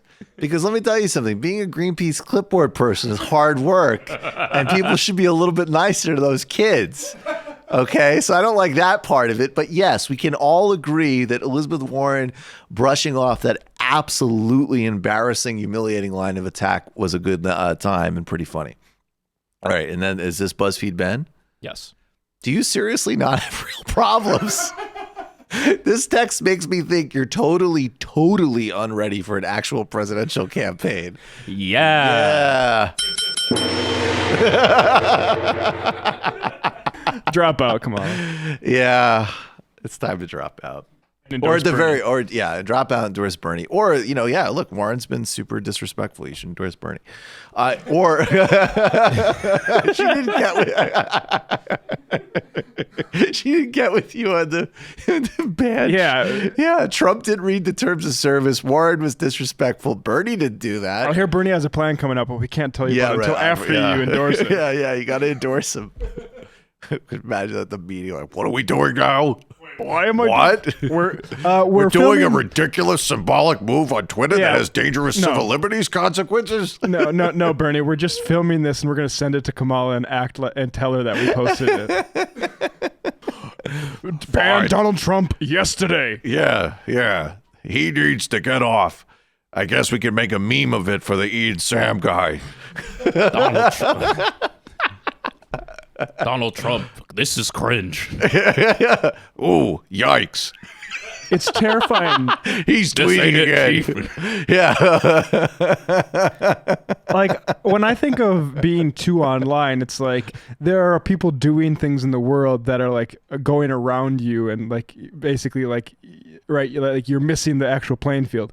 These people are just online all the time. That is their field. I mean, honestly, I still maintain I gave her way too much credit in terms of her capacity as a candidate, but I still maintain that she is violently underserved by the staff. And like I know who consists of most of her staff is a lot of former comms people for Hillary. Hello, this is Hillary. Yeah, she's just like, yeah. You know what you should do, Kamala? You should hire the most idiotic people for my disastrous campaign. You're a young, talented candidate who appeals to the corporate ring of the party because of your right-leaning record, but also has charisma and a potential broad appeal. What you should do immediately is hire a bunch of complete weirdos who fucked up my 2016 campaign, who'll turn your campaign into an internet meme joke. You always wonder with the Clintons. I wonder what it's like. We need to stop Kamala because if she finds out we did in Haiti, you never know. She might all of a sudden decide she has a conscience and need to prosecute us. We got to stop her. Hillary, quick. Recommend all your comms people. Yeah. Who are the least competent people? Who was that Ian Sam guy that kept on trying to do funny, stupid pictures with you from BuzzFeed that even you had the good sense of turning down? Is there any way we can get him to work for her? What if she finds out we did in Haiti? Who's that woman that got you on Ellen doing a dab? Who's that one that taught you that godforsaken nay-nay business? Get her to Kamala Harris. Who's the one that came up with that chilling in Cedar Rapids on the Snapchat? It's just like, hey, Put I him don't want on this. Kamala's team. Hey, I mean, if you think about it, he fired Comey, he gave us tax cuts. What the hell are we doing anyways? Trump 2020. He's less corrupt than the Democrats. He's less corrupt than a Democrat because, believe me, with us, it's structural. At least in his case, it's honest. All right, we want to stop Kamala. How do we do it? Quick. I guarantee. Just use our people. Yeah, Hillary said, I wanted to get Ian Sams to Bernie's campaign. Bernie's got too much integrity and intelligence for that. He won't take Ian Sams. Now, quick, who are we going to bust this grenade on? They do like a process of elimination. It's like, what about Warren? She criticized me for the bankruptcy bill. She won't hire Ian Sams. She does basic background vetting of people. It's going to have to be Kamala. I'm sorry to say. I mean, how bad would We're you feel? We're busting this grenade on somebody. If, like, you were the person who sold Kamala on the whole Twitter ban bit. Like, I wrote a white paper of. I wrote a white paper. This is the terms of service. You see that very clearly contradicting it. And I'm the person who will bother BuzzFeed about lighthearted tweets about it. We really will seem like we're up to date on the most important issues. It is so facing crazy us. to go to like the biggest guy at a huge media company and be like, listen, this tweet is out of bounds. Listen, here's an opportunity for you to very easily look like a good guy and defend one of your staff because this is the most petty, embarrassing complaint that you will ever get from a campaign. I mean, what business do they think they're in where it's like, you tell a media company, like, we think we work well together. We want to continue. Like, you're a trash campaign. The media companies don't care about you. They'll forget about everybody that was working there will forget about your campaign in like 3 years. Yeah, you better. And by the way, you better mind your P's and Q's because I think a not inconsequential number of these comms people will be submitting BuzzFeed listicles for a job in a couple of months. So you better be polite. Dark places. Top 10 reasons why Donald Trump is still yikes.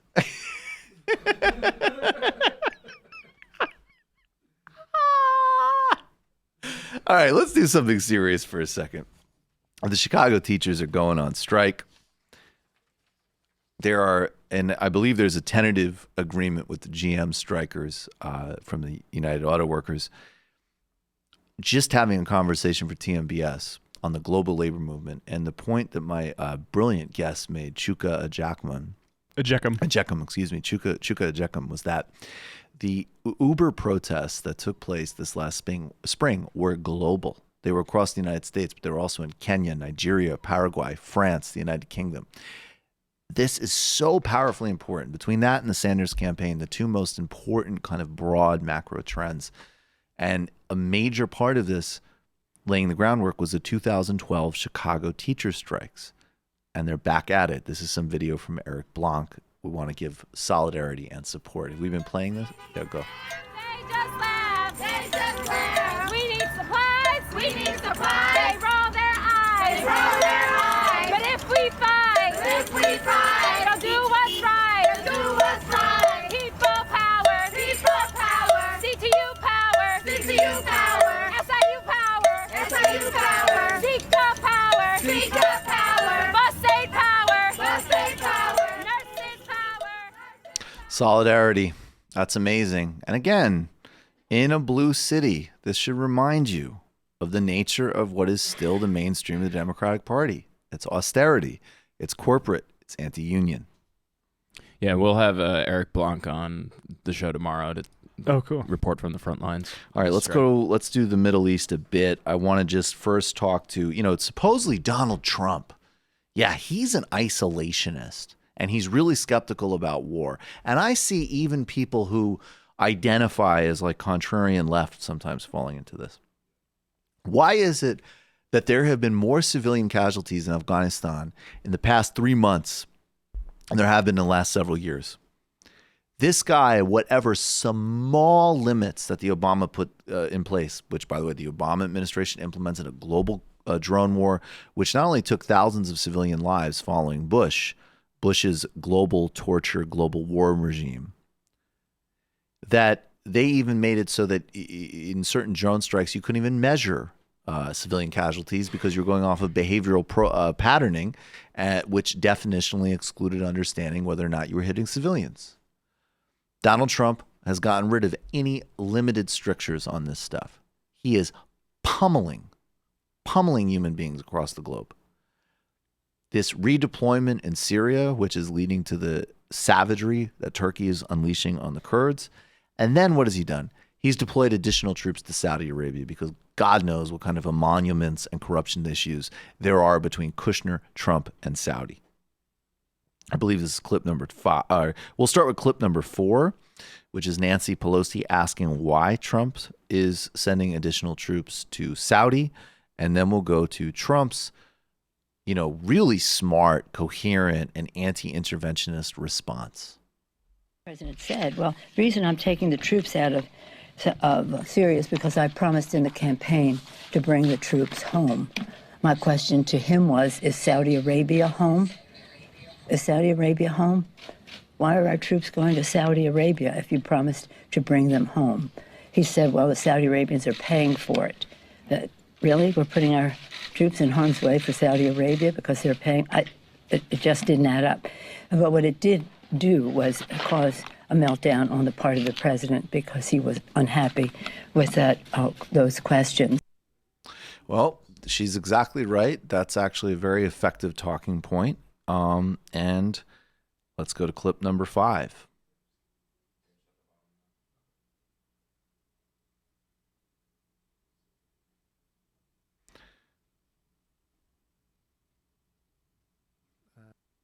You probably saw, some of you wrote and covered the fact that we're sending some additional troops to Saudi Arabia. That's true. And I appreciate the fact that I negotiated for a short period of time, a matter of minutes, with Saudi Arabia, and they've agreed to pay for the full cost of all of that deployment and more, much more. A very rich country, they should be paying, and so should many other countries be paying if they want this kind of protection. Same thing with NATO. We're at 4% and other countries are at 1%. And certainly a European country benefits much more than we do with NATO. Donald Trump is the accentuation of empire. There's not a withdrawal of empire. It's the next phase of empire. And I don't want anybody on the left should fight a return to NATO and the Atlantic Alliance and all of this type of global regimen that arose post-World War II. That has devastated vast parts of the globe with coups and right-wing regimes, that committed a genocide in Vietnam, that has engaged in murder and atrocities from Bosnia to Afghanistan to Iraq to Libya to Syria, and is a co-participant going back to the Obama administration in the genocide that the Saudis are leading in Yemen. But all of those steps, including in Yemen, have been accentuated and added on by the Trump administration. People better understand that Trump is the fulfillment of empire, of imperialism, of global savagery. That's the reality. And that is the closeness with Saudi and Israel and other pernicious global influences, as well as this emerging crop of neo-authoritarians who are committing barbarism in Brazil, in Kashmir, in the Philippines, and across the globe.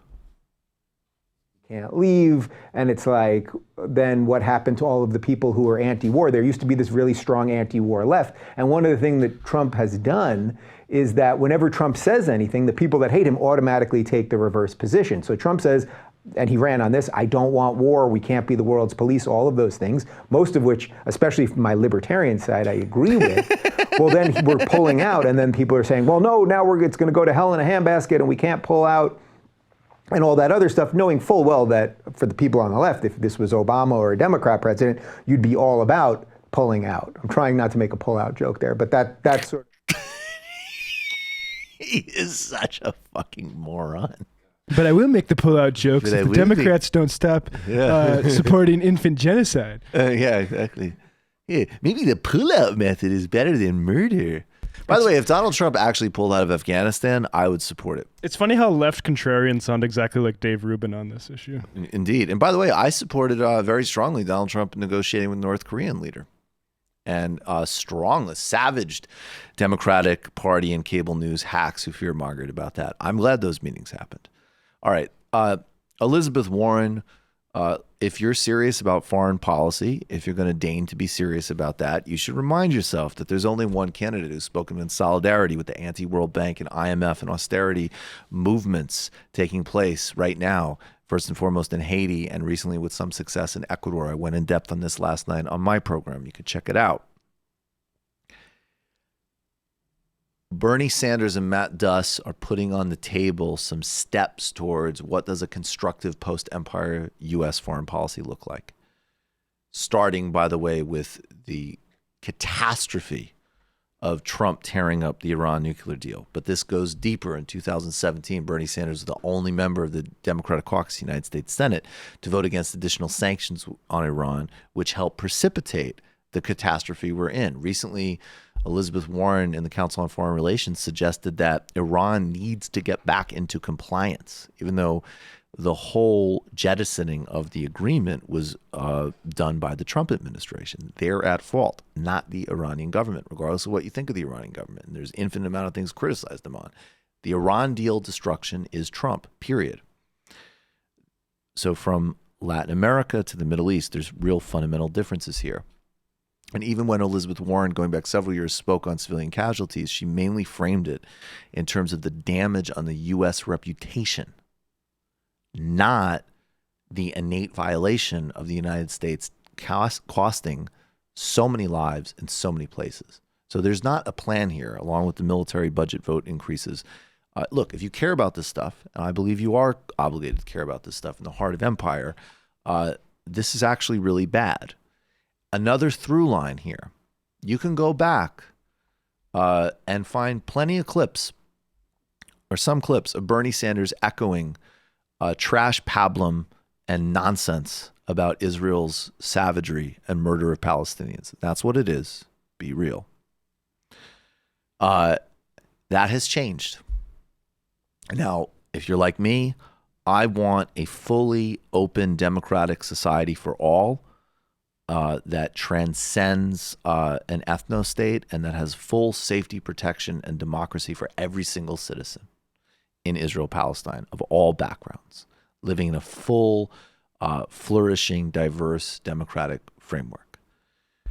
There's still the lip service to the two-state solution, which has never been implemented in any way, shape, or form. Every step of the way, the Israelis have continued to construct settlements, and we'll talk a little bit more in a second about the Barak and Olmert offers. But again, this is just history. This is 2 + 2 = 4 stuff.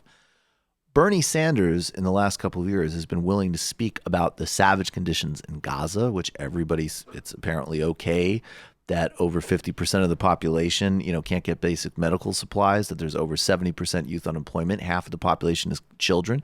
They can be held in a deprived open-air prison because of Hamas talking points. That's not okay, according to any basic human rights standard. And Bernie's moved significantly on this issue. Now, Elizabeth Warren defended, even in 2014, Israel bombing UN schools in operations that took over 1,000 civilian lives. No comments on the murder of the nonviolent protesters at the Gaza border. And now she's trying to incorporate some woke talking points. But again, the only way you do anything is if you say aid is on the table, which Bernie Sanders has said. She's going to say here that aid is on the table in the case of annexation, which is something that Netanyahu's talking about. But again, the West Bank has been occupied for over 40 years. So let's be real. This is an apartheid state. This is an ongoing situation. And in addition to her total lack of commitment on this that she's demonstrated so far, this is a shaky grasp of this issue, to put it gently. Hi, Senator Warren. Hi. Thank you so much for coming to Rock Hill. Thank you for coming to Rock Hill. Thank you. My name's Nazim Yudin. I'm going to change it up just a little bit. I want to talk about foreign policy. Good. Hi, Nazim. Good. over the summer, we watched 2 of our Congress members denied entry into Israel to hold Israel accountable for how our military aid is being used in the occupied territories.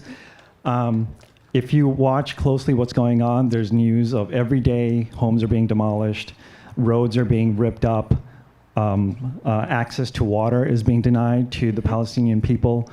Can you tell us that as president, you will hold the military aid that we give to Israel as leverage to bring about a peaceful solution to that issue? So thank you for this question. So let me start here. I believe in a 2-state solution. This has been the official policy of the United States of America for nearly 70 years and the official policy of the government of Israel. And to do that, we need to be able to guarantee the dignity of everyone. This is what I believe in a 2-state solution. So let's go there. If Prime Minister Netanyahu follows through on his plans in the West Bank, then that doesn't move anyone closer to a 2-state solution. And I believe at that point, the United States of America trying to create something stable and lasting in that region has to be willing to use every tool at its disposal.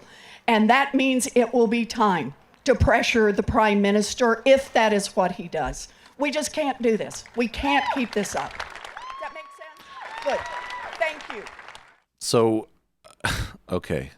Let's start just with the basic historical wrongs here. 70 years ago, I don't know exactly what the timeline is, but 1949, the founding of the State of Israel entailed the removal of over 400,000 Palestinians from their homes. That's, again, this is just historical fact. Then you go to 1969, which is when after the war with the Arab states, they occupied these additional territories. Now, every single decade has brought an expansion of Israeli settlements in this area, to the point where even people who looked at this just on a basic geographic logistical level were like, 2 states is impossible. You're talking about thousands of pieces of settlement construction and lots of human beings. So that's also just factually wrong. Then you had Ehud Barak offer a partial deal to Yasser Arafat, but it would not have entailed territorial integrity for a Palestinian state, so they had to reject it. Jeb Brzezinski even presented the reality of that, right? Then in 2007 or 8, Ehud Olmert, weeks away from leaving office with incredibly low popularity, offers a much more actual 2-state solution, but there's still no answer on the refugees. Remember, talking about several 100,000 families removed from their homes to support to found the State of Israel. Is there Holocaust is happening? Anti-Semitism is a violent, virulent force in the world. There's an understandable reason, but no moral justification. Those historical events of Europe do not justify the ethnic cleansing of Palestinians. And even under international law, it does not mean that you can disregard their rights as refugees. So there's no answer to that. In 2009, the beginning of the Obama administration, Bibi Netanyahu said he supported a 2-state solution. Likud has never changed its official policy in terms of rejecting a 2-state. And in recent years, again, in addition to ongoing savagery and murders in Gaza, they have, in partnership with overtly neo-fascist and racist parties, expanded settlement at a radical rate. And he has rejected the 2-state in the last couple of years overtly, and also actively campaigned and warned against Arab participation in Israeli politics within 1967 borders. And he's recently talked about annexing, and I think there's no doubt actually that at some point the strategy in Gaza is to make it so unbearable that maybe they will say to Gazans, hey, look, we'll get you out of here, but we want to reoccupy it. That is the greater Judea full fascist project of which Netanyahu is a part of. So during this whole process, we give them huge amounts of foreign aid. There's military agreements. There's the Iron Dome. We don't step in and intervene on 2 different road systems in the West Bank. We don't intervene on malnutrition, lack of electricity, and clean drinking water in Gaza. We don't intervene and say anything. In fact, people like Elizabeth Warren cheer them on when they're bombing UN schools and bombing hospitals and killing over 1,000 civilians. They have these nonviolent protests taking place at the borders where there are videos of the Israeli soldiers joking about murdering children, shooting them point blank as snipers. And what she is literally saying is that if an Israeli government does a formal annexation, then maybe we might put that into play. So let's be very clear. It's historically illiterate. It is definitionally dehumanizing of Palestinians, even as she talks about everybody's dignity. That is a functionally hugely racist answer. Functionally. I don't think intentionally. I think there's just a low knowledge base. And when you have a low knowledge base, you go with the consensus. And the consensus is back Israel no matter what, and Palestinians don't matter. The only one slightly challenging that is Sanders. Then, and we'll do something if annexation formally happens, also what Pete Buttigieg just put on the table. There is nothing remotely courageous or radical about that. And the idea is that if you want to even do a remote thing today, probably not even on a 2-state solution, that's basically logistically impossible. But just to say, maybe you need to torture Palestinian children slightly less, you need to put aid on the table. And even that is probably too little too late because Israel is a powerful economy, has a very sophisticated weapons industry.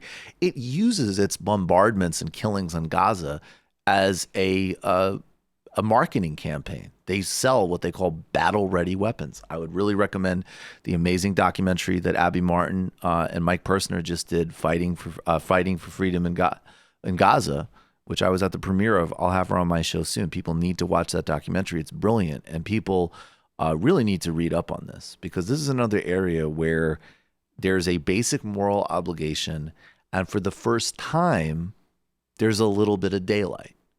There's somebody with a campaign that is actually recognizing that Palestinians are actual human beings and their well-being needs to be factored into some extent. And at the very least, if we're going to pretend this 2-state solution still exists, we're going to need to actually do something about it. That's Bernie Sanders. No one else is there. And in fact, I would say rhetorically, Beto O'Rourke has been significantly more courageous and clear, at least in calling Netanyahu a racist than Warren ever is. So she's quite bad on that. And no one is worse than Cory Booker or Kamala Harris. They are atrocious on this, but they're basically irrelevant. Tulsi's not good on this. Andrew Yang is terrible on this, incidentally. Andrew Yang is really quite bad on this. But Warren is quite bad on this. I mean, really, Bernie is decent-ish, and everybody else is varying degrees of terrible and inexcusable. But this is another thing that you can't just say, oh, yeah, but foreign policy. Oh, yeah, but, your money is going to murdering and starving children. And there's one candidate that is saying, maybe we'll do something about this. All right, what the hell is going on here? Is this more? We're having more fun with the Kamala just Harris. Just a quick little bit thing, because Com Shambles. On a Pretty Bad Lefty's feed, he tweeted. Everybody follow Pretty Bad Lefty and check out the discourse. He's so good. Yeah, he's great. So he quoted the Ian Sams tweet, the inexplicable Photoshop of Kamala Harris. Can you explain this? I don't even think I have no idea. But the funny joke that people are making is that it makes sense. I think Paul Blest said this, that it makes sense that she'd keep Steve Mnuchin on staff. But so Pretty Bad Left said, I'm so embarrassed for these people that my skeleton is trying to escape. Somebody, let's see, Antifa Saboteur. Kamala Harris is every single one of them. Time for another upgrade. Time for that full upgrade. It makes as much sense as the original. I'm trying to think of who an analogous figure is that came in with some...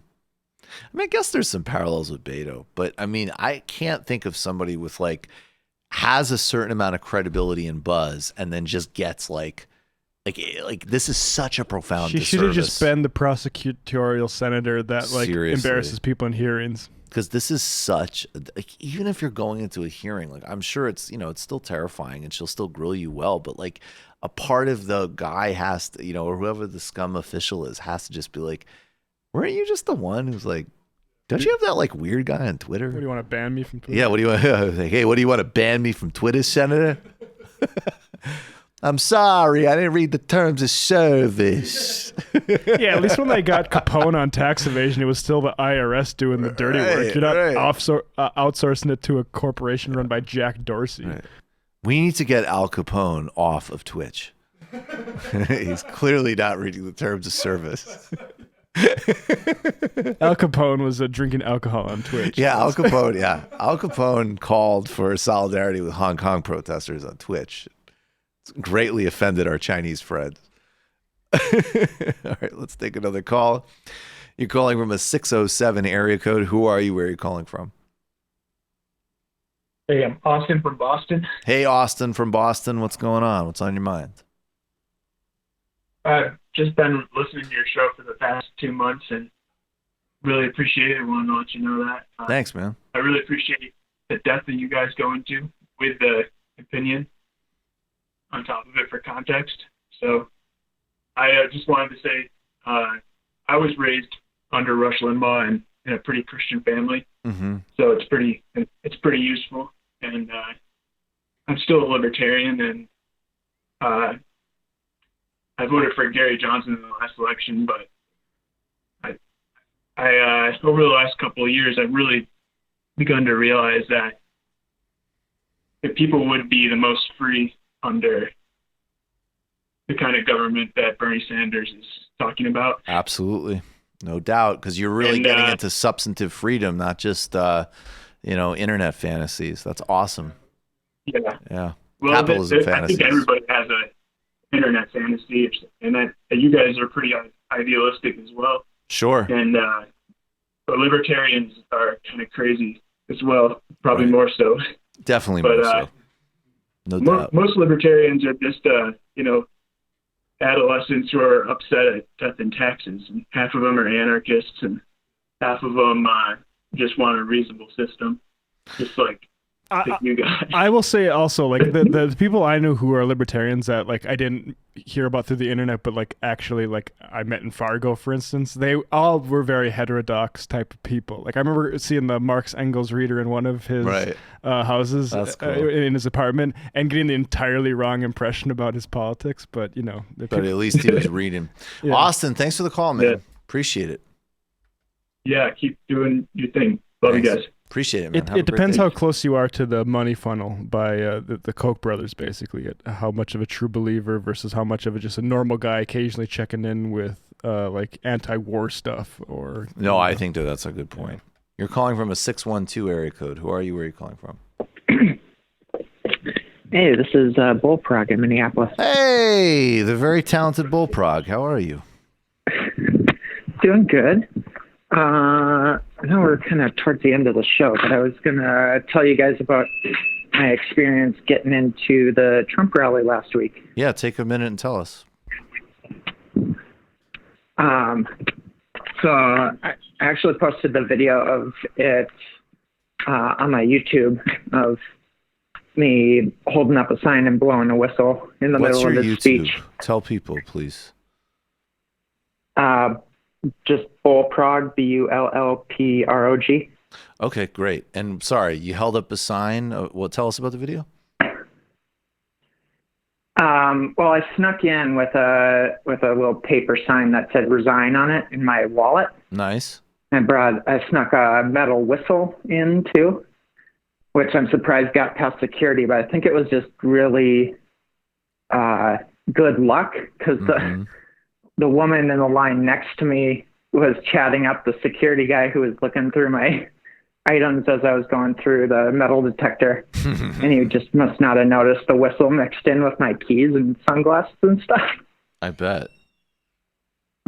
So I got in and sat through a few of the opening speeches from like Bob Kroll and the My Pillow guy and Brad Parscale, who really got a weak, tepid welcome. I have no idea who any of these people are. Sounds really depressing, though. Brad Parscale is Trump's campaign manager. Oh, okay. Got it. Yeah. But yeah, just kind of trying to be as incognito as I sort of loosely planned. I didn't cut my hair or take off my nail polish or my earrings or anything, but I put on my straightest looking hat and brought a bag of beef jerky to snack on for the 4-hour wait in line. That sounds about right. That's a perfect cover. That's a perfect cover, yeah. Yeah, it lasted long enough. But blew the whistle, and he ended up spending 2 minutes distracted by what I had done with my 10-second interruption, and felt pretty accomplished. That's awesome. Props to you. Thanks. Yeah.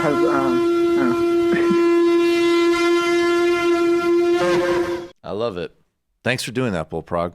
Thanks for everybody who went out. Thanks to no Krystal problem. Paco. I think he went out as well. Props. Thank you so much. Have a great one. All right, let's do 3 pieces of sound. Let's start with the ever odious Joe Biden. Bernie Sanders nailed him at the debate. He said, "You're talking about getting stuff done? I've always hated the get stuff done frame. People who say always with Hillary Clinton, she got so much done. What? She voted for welfare reform. She helped the coup in Honduras. What are we talking about here? Joe Biden has gotten a work lot release program for inmates. Right. To help do a little tidying up around the governor's mansion in Arkansas. Nothing strange about that. Joe Biden's gotten a lot done in his career. He's expanded the drug war. He's expanded the prison industrial complex. He's pushed through crime bills that have contributed to the most highly incarcerated society on earth, with all of the class and racial dimensions that go with that. He's helped usher the invasion of Iraq, the global war on terrorism, fighting in Afghanistan, the drone program, the unaccountable Obama bailouts for Wall Street. He spent his career in the 90s helping deregulate Wall Street. And he was always there for credit card companies who didn't want students to be able to discharge their loans, who wanted to make it profoundly harder for people facing financial crisis to have bankruptcy.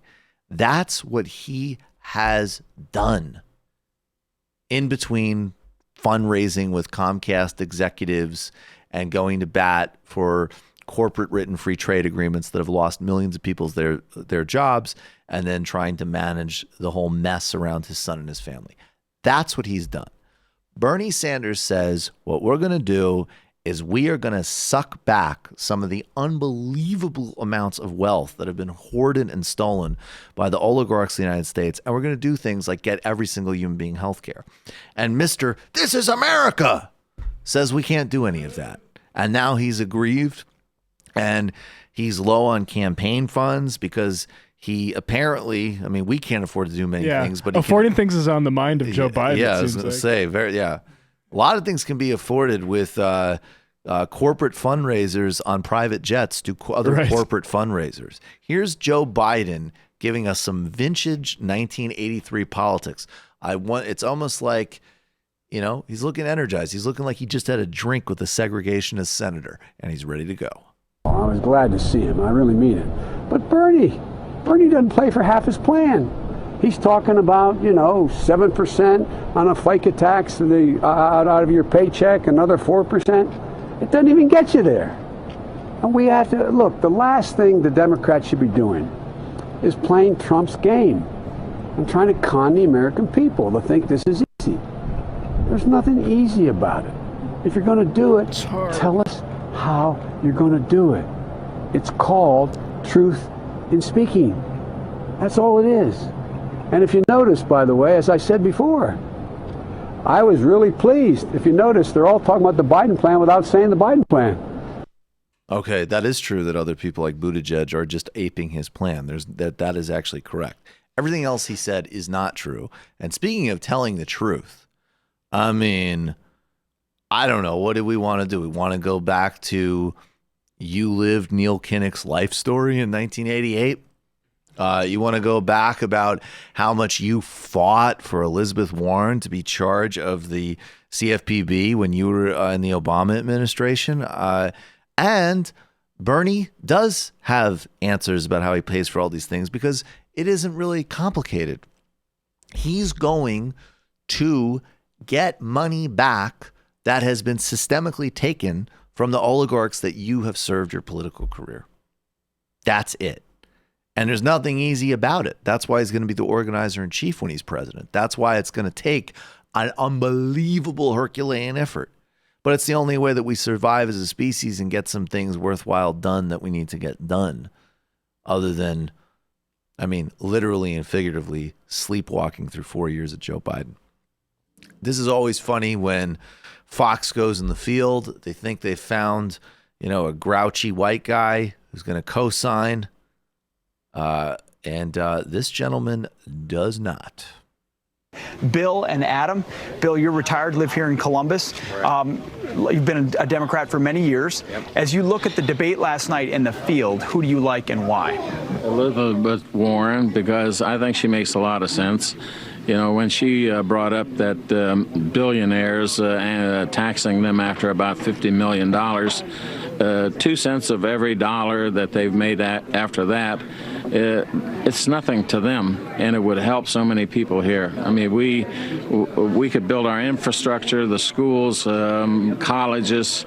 We could do so much money with that. Most people would think 2 cents of every dollar. What is that? A drop in a bucket? But it's millions, billions of dollars. These 3% of the people that we have that own almost half of what we're worth in the United States is just deplorable. Are you concerned that the effective tax rate, when you add together the wealth tax and increases in taxes for proposals by Bernie and Elizabeth Warren, can be as high as 90, even 97%? Are you concerned that wealthy people could just take their money somewhere else? Well, it seems to me like, if I remember correctly, back in the 60s and 70s, that if you were a millionaire, your taxes were awfully high. And I think it was in that range of 50, 60, 70%, anything after that. Nobody bitched about it then, and we still made lots of billionaires. So I don't think that that's going to hurt anything. I think once you get past a couple of $1 million, you got all the money you need. How about giving some of that to the people that work for a living that can't make it?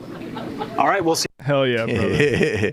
Well, Nice, I mean, dude. yeah. I mean, obviously we got some work to do there, but the big takeaway is, and they didn't bitch about it, that I love how he starts so like, oh, I think it's reasonable to take a little, and then he gets the dumb Fox like, yeah, but we rich people. And he's just like, yeah, they didn't bitch about it then. I mean, I do have to say, some of them did bitch about it then, which is part of why we're in such a predicament. That's why they we're killed in. Kennedy. Yeah. I'm joking. But That's great though. I just love that. We talked about during the debate the difference between Warren and Sanders talking about how they go after billionaires. Like Bernie talks about it as we want to hurt their power as a class. Warren basically talks about like they can afford it, and that's a big. And that's a structural difference. We obviously agree with the Bernie side of that equation, but it goes to show why she's saying that. At least unlike the Kamala thing where it's like, why is she doing anything she's doing? Right. It makes sense why Warren's messaging at least that way on that specific area. Although it's interesting to me because in those environments, I bet you could find plenty of other people that fit that profile that would say like, I agree with Bernie, F him. I agree. Well, so I think you could win that guy over. I think you'd have a good conversation with that guy. Actually. Totally. Well, that guy's on the right track. And all right, let's actually leave it at that. That's a great piece of sound. We'll do one more call, one more IM, and then we're out of here. Let's see. Sorry, folks. The new nature of the beast. Or are we simply too popular? Too popular. All right. Let's see. You're calling from a 720 area code. Who are you? Where are you calling from? Hey, Mike. This is Rob from Denver. Hey, Rob. What's going on? Final call of the day. What's on your mind? Not much. I just wanted to talk about Chomsky's term, like the virtual Senate. I don't know if you're familiar with that. No, I don't know that term, no. The virtual Senate he talks about is we have the normal Senate, but you also have the virtual Senate of capital. So the rich... It's like a deep state type of thing? Sort of? Yeah, like, well, not the so corporate much deep state. Like the corporate state. They have... Yeah. They have their... I don't even know how to... if they see a policy being implemented, they will do things because of that. So if say, like Bernie gets in and he starts, well, even if he gets elected, they will start selling stocks. They will start attacking like currency. So it is a form of anti-democracy of their power. I wondered like what you would think about, like maybe if we don't even have a recession by then, Bernie coming in to office, the rich will actually cause a recession and then blame it on Bernie because he wants to get certain policies through.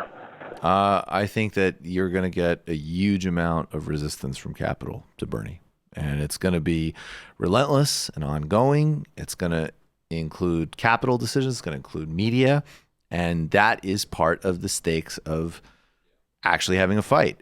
By the way, I would say for those that scares, one, that's a reckoning that's going to happen sooner or later anyways, or we're just going to keep having this just kind of steady decline, because even if you're Connor Kilpatrick has this great image of like a professional class where you're shrinking and you see above you the oligarchs taking off into the stratosphere and below you just more and more people getting sucked into the bottom.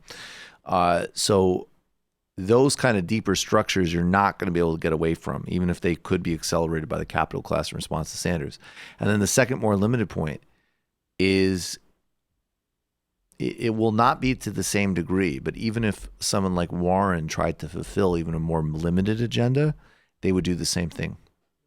Like they're playing for absolute keeps. I'll say one more thing. I don't think people should be scared by that. I think people should feel lucky that we're able to force this confrontation at this point in history, because it can't come any later. I mean, this is it. Because just even in terms of ecological systems alone, we're done. I appreciate the call, man. Thank you. Thank you. Goodbye. All right, folks. Let me see something. Okay. Final I am today.